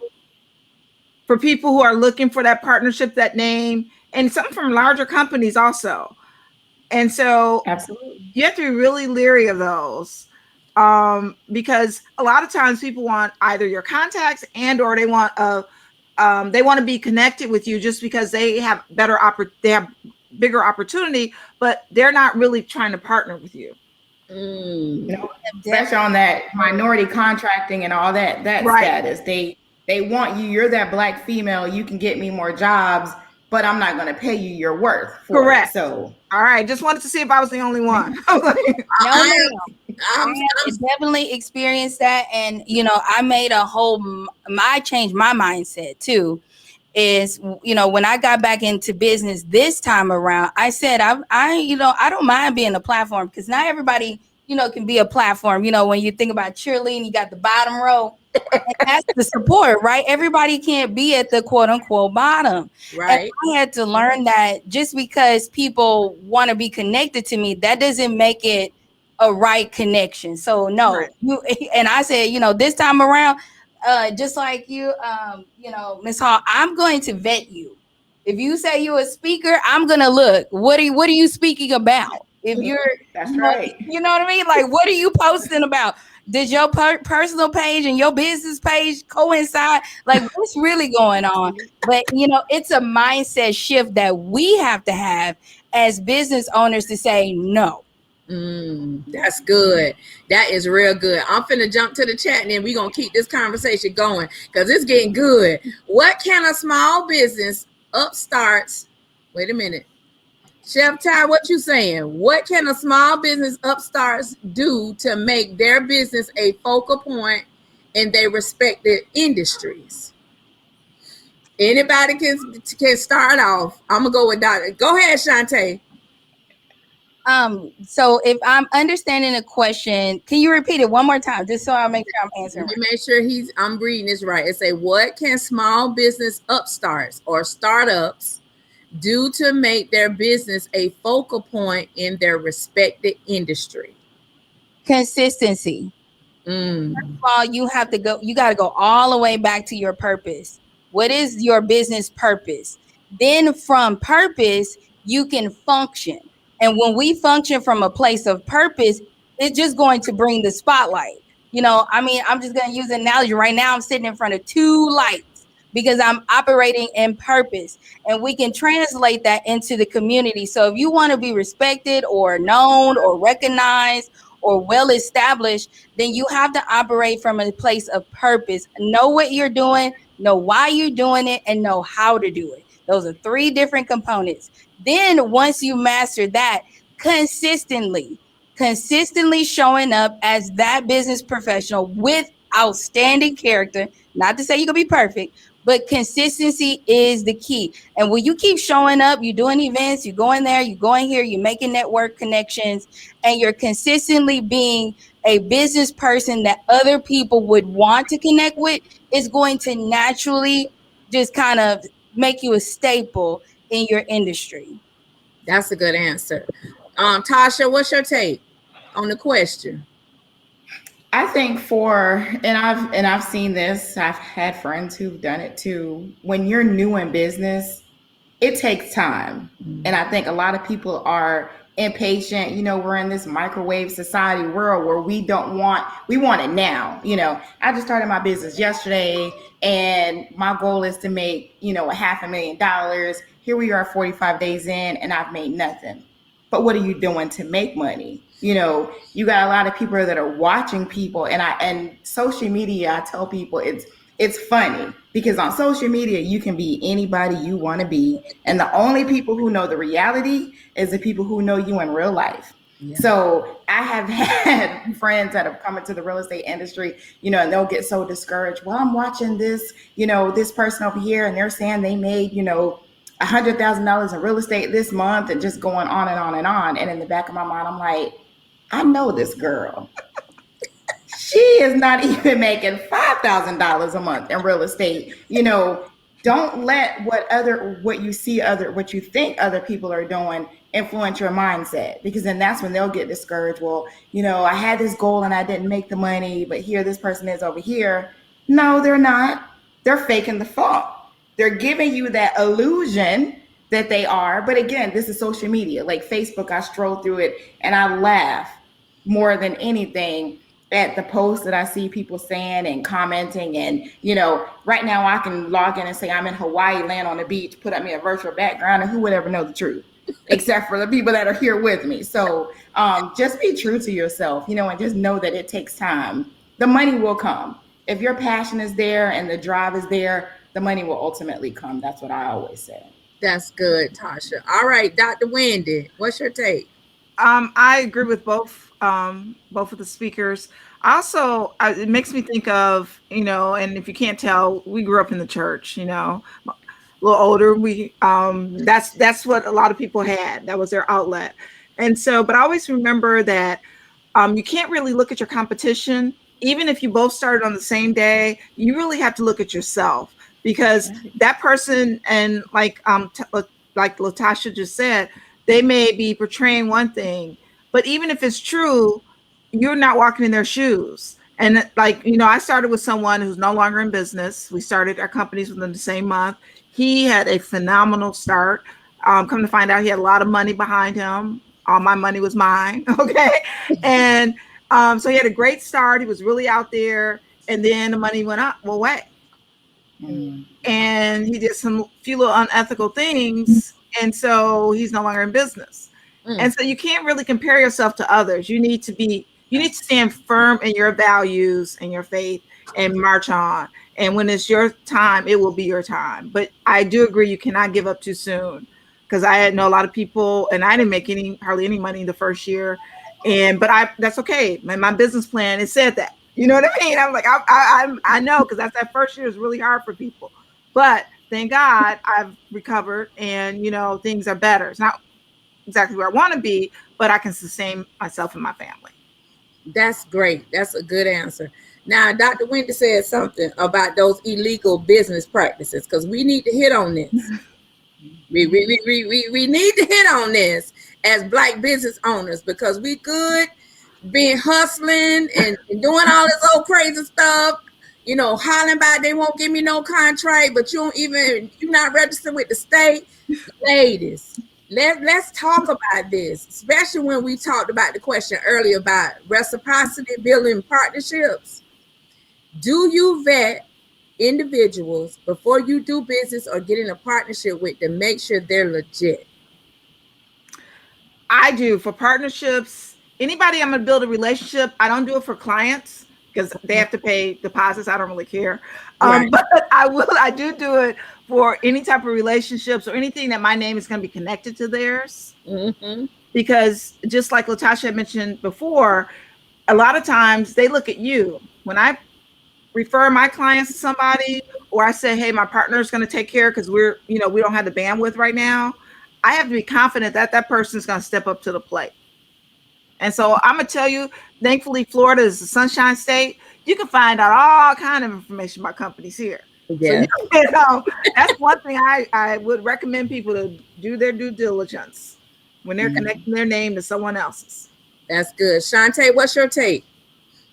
Well, I deal with a lot of entrepreneurs that are first year, and they may not, have anything down pat. They may just be functioning off of we've been in business. Okay. Yeah, but we in business, I sold some stuff. So I think on the flip side, like Miss Wendy said, when you're dealing with clients, it really doesn't matter because they're paying you for a service. But I feel like you have to have good contracts or good terms and agreements. Mm-hmm. So if you're working with somebody and they're, you don't really know how they rock and roll, you need to make sure that they know how you rock and roll. And you make it very clear. I'm all about transparency because, for one, I barely got time. So if I can clear up something on the front end, then that'll save time on the back end. So I think that when you're really not for sure, because everybody's not going to be fully established depending on what you're doing. But in that case, making sure that you have terms and agreements to say, hey, this is how I do business. And if we're doing business together, this is what you can expect. If you do not comply, then here is also what you can expect as well. Okay, that's good. That's real good. I'm all for terms and agreements and contracts. Yes, ma'am. That's good. And I want to put a nugget onto that. Make sure if they breach the contract, that you make sure you include the attorney fees, because you got to go pursue to get your money. That's just a little nugget I want to put out there. All right, Tasha, what's your take on the question? Then we're going to go to the chat. I see some questions coming through.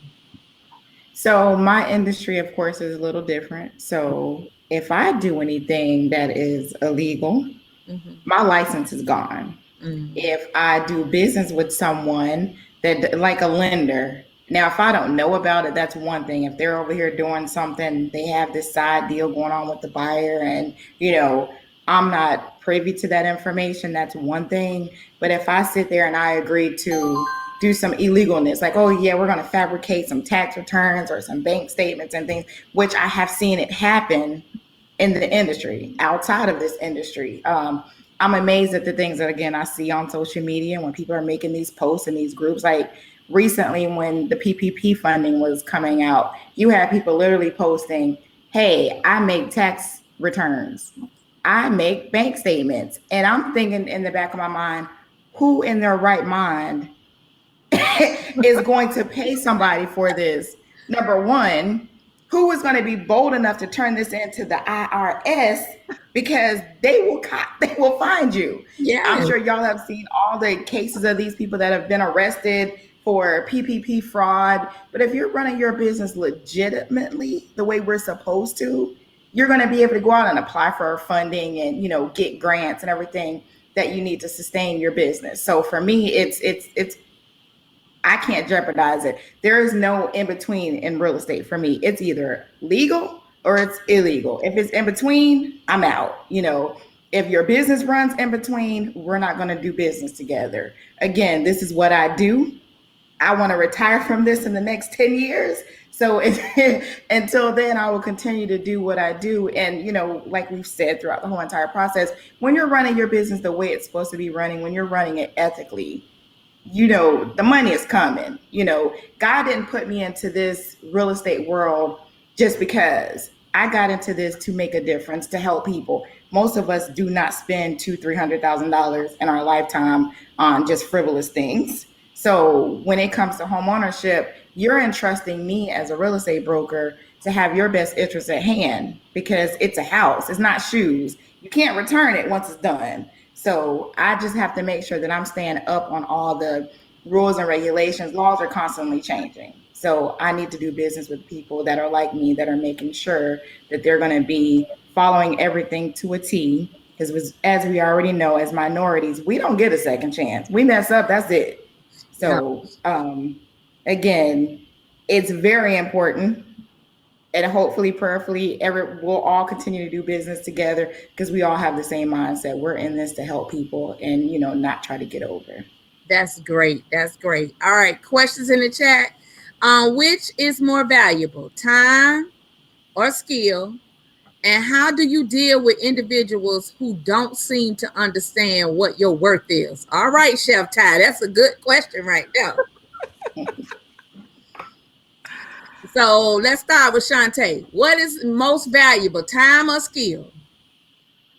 I would have to say they are both very valuable, because if you are not as skilled as you need to be, then that's no good. And then if you're giving away your time, you know, for less value, then that's no good either. So I feel like they are not really to be looked at separately. They go hand in hand. So say, for instance, with my clients, and we're doing business coaching, you know, I set my prices based on time. Like, how much is an hour with me worth? Because I know within that hour, I'm going to give you the tools, or we'll create the tools together. Some kind of way we're going to get to the goal. So if I know that in the end, you're going to have the product, then I have to look at that based on, well, now, what is my time worth? Because you have to understand that when they're coming to you, they're coming to you to solve a problem. So if they say, I need food, you know, we want to have something catered, then that's their problem, and they're reaching for you as a solution. So now you got to say, okay, well, you know what? I can whip up, was it a fruit salad? It was a watermelon cake. Fruit cake. You know, I got the best fruit cake around, you know, so now I got to tell me, how long does it take me to make this fruit cake? Will you enjoy this fruit cake? And then you base your, you know, your value based on that. But it comes from you, and they're not like independent of each other. I think they go hand in hand. And then there was a second part to the question. What was the second part? He asked, how do you deal with individuals who don't seem to understand what your worth is? You don't. They not your people. That's it. Because you got to understand that your value comes from you. You assign your value. Because if we gave it up to everybody else, then somebody would say, okay, no, coaching session with Shantae is only worth $15. Which Shantae feel like it's worth $250. So you know what? You just don't. And that, I was just talking about that yesterday. We also have to have confidence in business. I call it business confidence. We overlook that. We talk about, you know, personal confidence and all this good stuff. But when we have business confidence, then we say, this is my price. And we put a period on it. Now, there are times I feel like God will, you know, just cause you to be good to someone. There'll be moments where you can give away something for free. You can give a discount, but you don't really waste that. Now, that's where your time can come in at too. Don't waste your time trying to get people that are not going to be for you anyway. You can go low and low, low, low, and those people will still have a problem with your price. But we pay for what we want, so I'm gonna leave it at that. People pay for what they want. That's good. Tasha, what's your take to the question? Which is more valuable, time or skill? I agree definitely with Shantae. I always agree with you, everything you say. But for me, both are equally important. But I will say I will bear more weight on my time. You know, I'm only one individual. So I can have 10 clients that I'm working with. You got 5 over here that are seriously, you know, ready. I'm telling you what to do. You're willing to do it. Then I have 5 over here that's just like, I'm not ready, you know, fully, but I really want you to still put me in your car and drive me around and let me look at houses, even though I'm not willing to do what it takes to get there. So those are the ones where I have to kind of break it down like they're my kids and tell them, listen, I want you to put yourself in my shoes. As a realtor, I don't get paid just driving around looking at houses with you. That's the reality of it. I don't get paid when I'm sitting here on my computer, on my laptop, sending you properties, you know, doing research for you. And we do a lot behind the scenes that people just don't understand. They look at the beautifulness when we're sitting there at the closing table, holding up a sign, we just closed. But what took place to get us there, that could have been a whole year or 2 in the process. Mm-hmm. So when you sit down and assess it, there's been times where I'm like, dang, I made $7 an hour on this transaction. You know, then there were others where I'm like, oh, I made $1,000 an hour on this transaction. So definitely for me, it's the time, because if I devote all my time to you, we worked together for 6 months, and I've had this happen several times, and I just happened to be out of town one weekend. You call, you know, I'm out of town, call another realtor who reaps the benefits of all my hard work, because they write a contract and did absolutely nothing. So I wish people would value us more. Well, they probably not. In a perfect world, they would. But yeah. So how do I get people to understand my worth? I've sat down and showed them, look, this is what I do. This is called free work until we get to the closing table. So some people get it, other people, they still don't get it and still want you to work for free. And those are the times where I'm like, you know what? I'd love to work with you, but I'm gonna have to fire you. And I've had to do it, and I am not, you know, I'll continue to do it, you know, because God is going to make a way, and then that right person is going to step into my life who is ready, willing, and able to do what they need to do to get to the next step. That's a good point. That's a good point. All right, Dr. Wendy. I agree with both Latasha and Shantae. I do think that out of the two, while they're both equally as important, or both are important, I think time edges out a little bit. I know my time is sometimes so limited. And I work with a lot of interns because I try to, you know, give back. And sometimes, Lord have mercy. I feel like, you know, I give so much time, and then, you know, at a point, there's cut fish or cut bait. And so I do think that time edges out a little bit more. I want to talk a little bit about deal with people don't understand your worth, because I went through some things like that where I give complimentary consultations. And so what happens is I was finding out I wasn't stopping people at the end mark. Do you know what I mean? Mm-hmm. And so next thing you know, I'm on the phone hours and later, I'm like, Lord, I just gave people all this free information, right?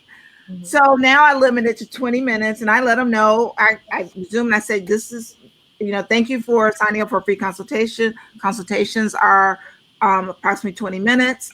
I said at the end of that time, and I have a little timer now, at the end of that time, I'll stop us. And if you want to continue on, we can enter, you know, I said I can do consulting by the hour. The best thing is to do it by packages and, you know, coaching and consultation. So I've also learned, Tyrese, and this may or may not help you, is I have a client intake form. And it does cost, but it comes back off the coaching package.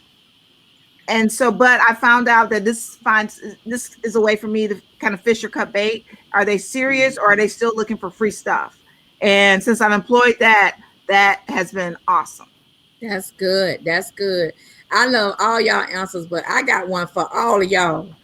This is how I vet my people. I went and I actually got a certification in talent optimization, behavior assessments, because I know the type of people that I can work with and I know the ones I can't work with.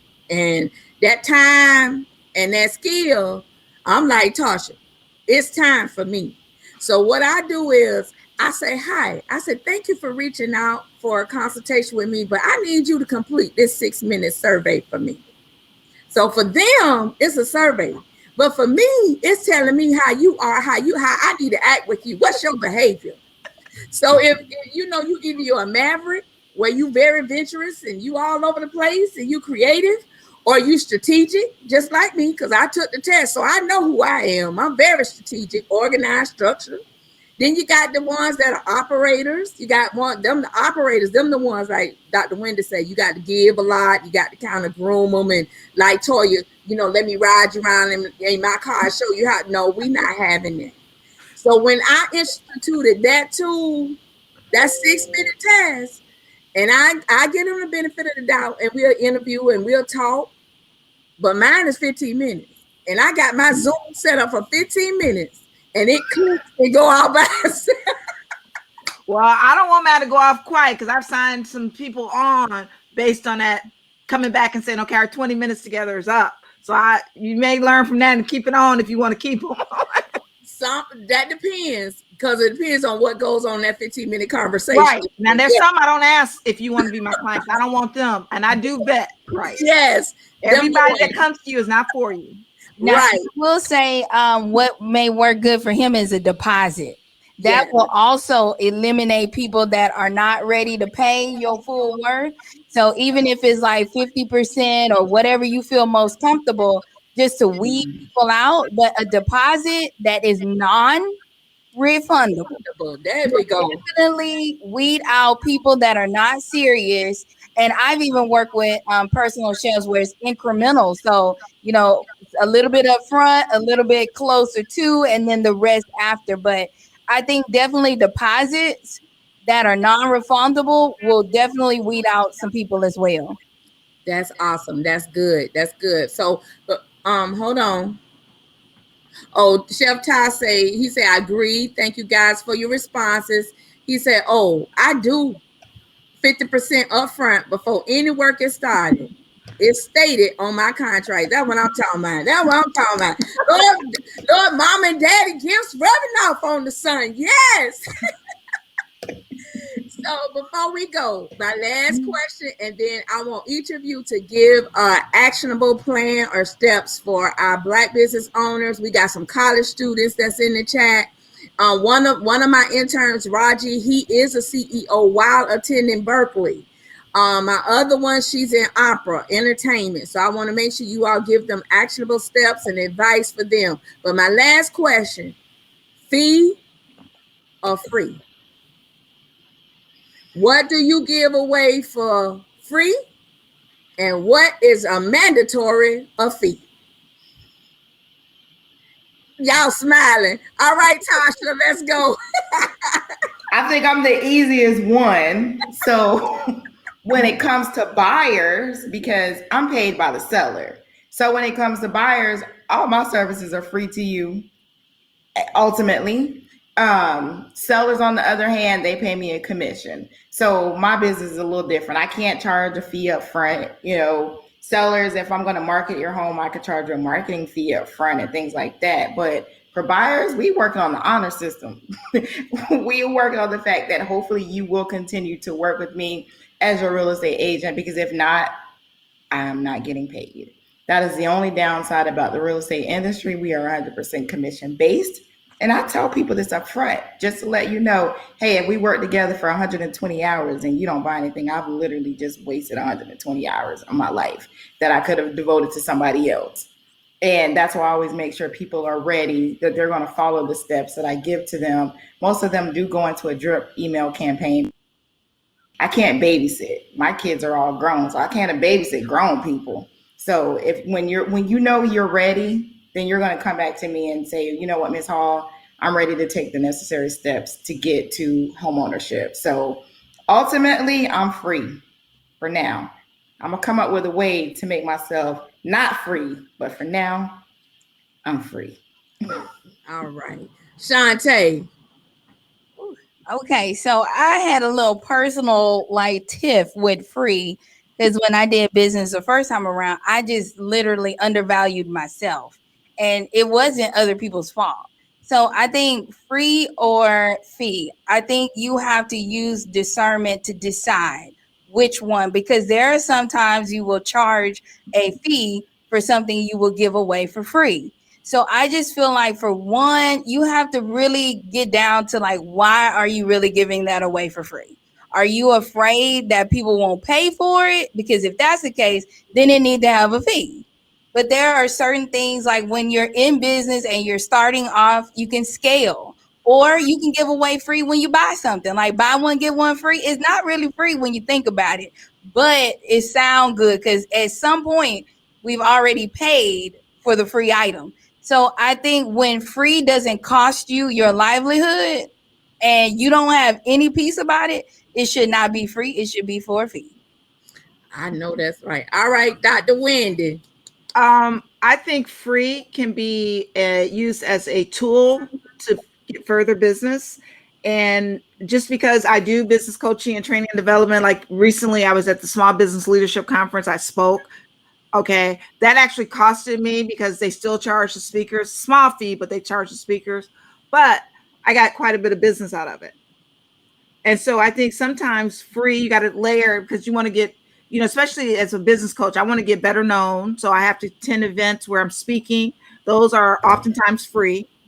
And they're not all free. I would say 50%, but I do it strategically. I want to know who's your audience. I want to know, are these people that I can, later email and do follow-ups and things like that, where I can potentially get business? Will they let me advertise? So I've learned how to not make it free. Does that make sense? I just did something for the Ritz-Carlton earlier this year. Thankfully, they paid me to speak to them, but they also let me advertise my book. They purchased some of my books to hand out to all the ladies that were present. And so I've learned how to say, well, if I can't do this, can I do this? Because that may be free advertisement you getting an hour of my time, but you're letting me advertise free. They're promoting me and things like that. So you need to be cognizant of that too, because I think some free is really good. Even with my complimentary consultations, they're 20 minutes. I haven't gotten down to 15 yet, but 20 minutes. But those, I've learned to listen more just to find out if this is the type of person I can deal with. And then I send them, I said, I think that I can really help you get to your goals. I said, I would recommend entering it to a coaching package. And I've learned how to price my hourly way crazy so that if they don't take the package, they're paying me even more, like, almost triple what they would be paying, which is great if they want to pay it like that. But so I've learned some little tricks and techniques. And so I do think you can strategically do free. I like that. Strategically free. I'm going to pray on that one, Dr. Wendy. I'm going to pray on that one. I'm pray on that right there. So you mentioned something about your book. Tell us the name of your book and where can we buy it, Dr. Wendy? And I should have a copy somewhere, and I don't even know it's going to be turned, but it's Leading Without the Title.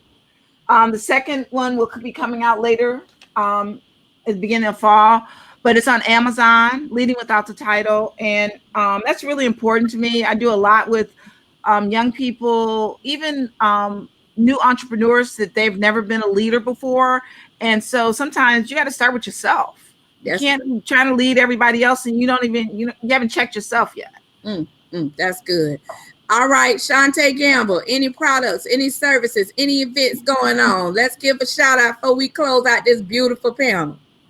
Yes, for one, thank you so much. I mean, I have really enjoyed myself, man. You guys, Wendy and Miss Hall, y'all own it. I've been learning and taking in some tips myself. But yeah, I would love to invite everybody to come out to the summit. It's Emerge Forward. It's September 25th, and it's a leadership summit. Whether, again, you're leading in the house or you're leading out in the business professional, setting. It's 3 sessions, all impactful, empowering. And if you listen to me and been watching me, my personality. I'm all about fun and transparency. And so are my speakers as well. And then you will also be receiving an award our Catalyst for Change Radio Awards. This is the first time I'm giving an award, and I wanted to expand that, talk to our board and say, you know what, our radio show hosts are doing an amazing job, like every week. Like, what can we do? So I want to spotlight Miss Campbell for all of your work and your just everything that you do in your show is so uplifting. I listen and I love it. So, you know, I want you guys to come out and celebrate her and celebrate each other. And then I'll be giving away some good stuff like some VIP raffles. And we'll have a silent auction. But the twist is you spend my money, not your money. Oh, You can at wecinc.org. And that's going to be based in Houston, Texas, right? Yes, ma'am. Houston, Texas, September 25th. It's an all-day event for our VIP guests. Awesome. All right. Any products or services you offering, Shantae? Any books? You know what? I am the worst author. So I have, a couple of books and I never promote them. But for right now, I think the summit is my biggest, baby right now. I definitely want y'all to tune in to Mix Talk Radio. You can download the app if you have an iPhone or iOS device. It's Mix Talk Radio. Or you can go online at www.mixtalkmedia.org, and that's mix MIXED. So yeah, the summit September 25th. Y'all come on out, meet me. We got people coming from all over the country. So excited about that. That's cool. But yeah, she is an author, y'all. Just Google her. She got a couple of books out there. They're pretty good. And last but not least, Tulsa Hall, what we got going on? What you promoting? What you doing? What profit is this hot on the market right now? What we need to be doing to get into this home ownership and get out them apartments and clustered up with everybody from COVID? Help us. So right now I am working on putting together a housing seminar. And Ms. Gamble, I'll share that information once we get all the dates and everything solidified for that, because it is very important. I think, like right now, we all know that there's a huge shortage in housing. So I'm just trying to arm and equip my folks so that when the market does kind of recorrect itself and our inventory comes back to normal, that I have a lot of people that are in position to go ahead on and purchase. Because at the end of the day, home ownership is where we all aspire to be, whether you're buying an investment property, your startup home, it doesn't matter. I just tell people, you may not get the house that you want. You're not going to get the $500,000 house as your first home 9 times out of 10, but you got to crawl before you walk. Get somewhere, buy that smaller home. 2 to 3 years later, keep that home, turn it into a rental property, and then you're able to, move on. Sometimes it takes 3 or 4 different purchases, but now you own 3 or 4 houses that you can leave a legacy for your kids. So when I get all the dates and all my speakers put together for that, I will let you all know. And I'm also working on a back to school drive with a good friend of mine, ex-NFL player. We're going to do a huge back to school drive. We're going to have bounce houses. We're going to have food trucks. We're going to have everything. School's going to be back in session.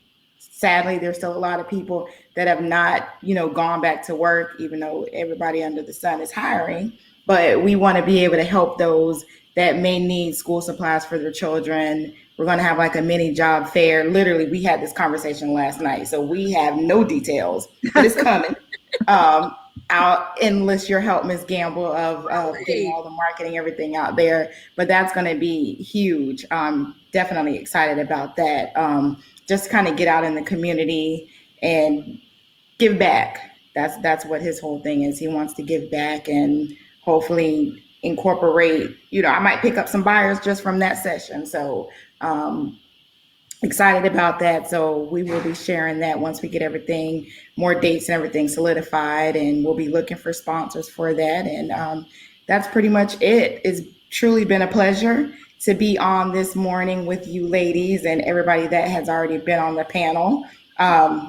Looking forward to hanging out today for the rest of the Juneteenth events that are going on. But I am definitely honored, Ms. Gamble, that you did ask for me to be on this panel this morning. Always, always. All of you ladies bring so much value. I know you all personally, and I know this was the first time y'all met collectively, but I want to also piggyback on what Latasha said.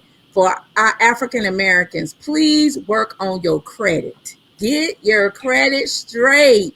So when Latasha get the inventory in order for you to buy the house, that is not no issue. When you need to get financing to pay Coach Dr. Wendy for her coaching through PayPal, you got to have credit for PayPal to give you that 6-month credit line.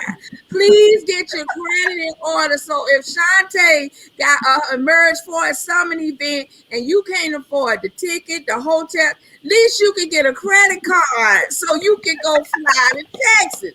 So I'm telling you, credit is power. I'm gonna need y'all. I'm gonna put my back in here. I'm gonna need y'all to work on that credit. They giving out annual credit reports free every week since the pandemic. So there is no excuse you can't get your credit report. Pay them people. You owe them. You done spent that merchandise. You done ate that food. Pay them folks. You done took those trips. Exactly. And leaving that stuff on your credit. And don't be using your churn credit either. Because they got to grow up and be an adult one day. I know y'all laughing. But these are some of the issues I have dealt with in business and stories I have heard. We don't want to put our children in debt. We want to make them have Black wealth legacy. That's right. So if you want to do something for your children, get them a vending machine business. Teach them how to make money. So all this expensive stuff they want, at least it's their money. It ain't yours. But I just wanted to put that nugget in. I thank y'all so much. I thank everybody that participated, even through the glitches, the technical. I was determined we was going to celebrate Juneteenth virtually. This will be recorded for those of you all that wasn't here. It will be available on YouTube probably within the next 3 days. So you can go back and get all these nuggets. So I'm going to leave my guests as always to give the final action steps for Black business owners. Dr. Wendy, Shantae, and Latasha, go. Make connections, meaningful connections. It's just like in, even in relationships, in business, you need to be equally yoked. I'll leave it like that. Operate from a place of purpose. Know what you're doing, know why you're doing it, and master how to do it. Always be true and never sell yourself for anyone, because at the end of the day, when you look in the mirror, it's yourself that's going to be looking back, not that other person. Oh, wow. Well, that's great. See, all them is preachers right there. But anyway, Jacksonville, Florida got over 40 Juneteenth events going on today. The Crush Orange Festival is happening, and I love it. It's from Jacksonville Beach all the way to Jacksonville, Florida. As you see, I am ready with the attire. So I would love to stay on and talk to y'all, but I'm ready to get my Juneteenth celebration on and eat some food. And I hope my son shipped me my watermelon cake, my fruit cake he did today. But anyway, I love y'all. This is Teresa Gamble, the hostess with the mostest from Startup Grind, Jacksonville, Florida. We had Dr. Wendy Norfleet, Jacksonville, Florida, Latasha Hall, Jacksonville, Florida, and Shantae Gamble from Houston, Texas. Thanks to my interns, Stephanie and Raji, for hanging in with me. We will be connecting next week. Don't eat too much, y'all. We got to go back to work now. I love y'all. Thank you. Bye. Bye-bye. Bye-bye.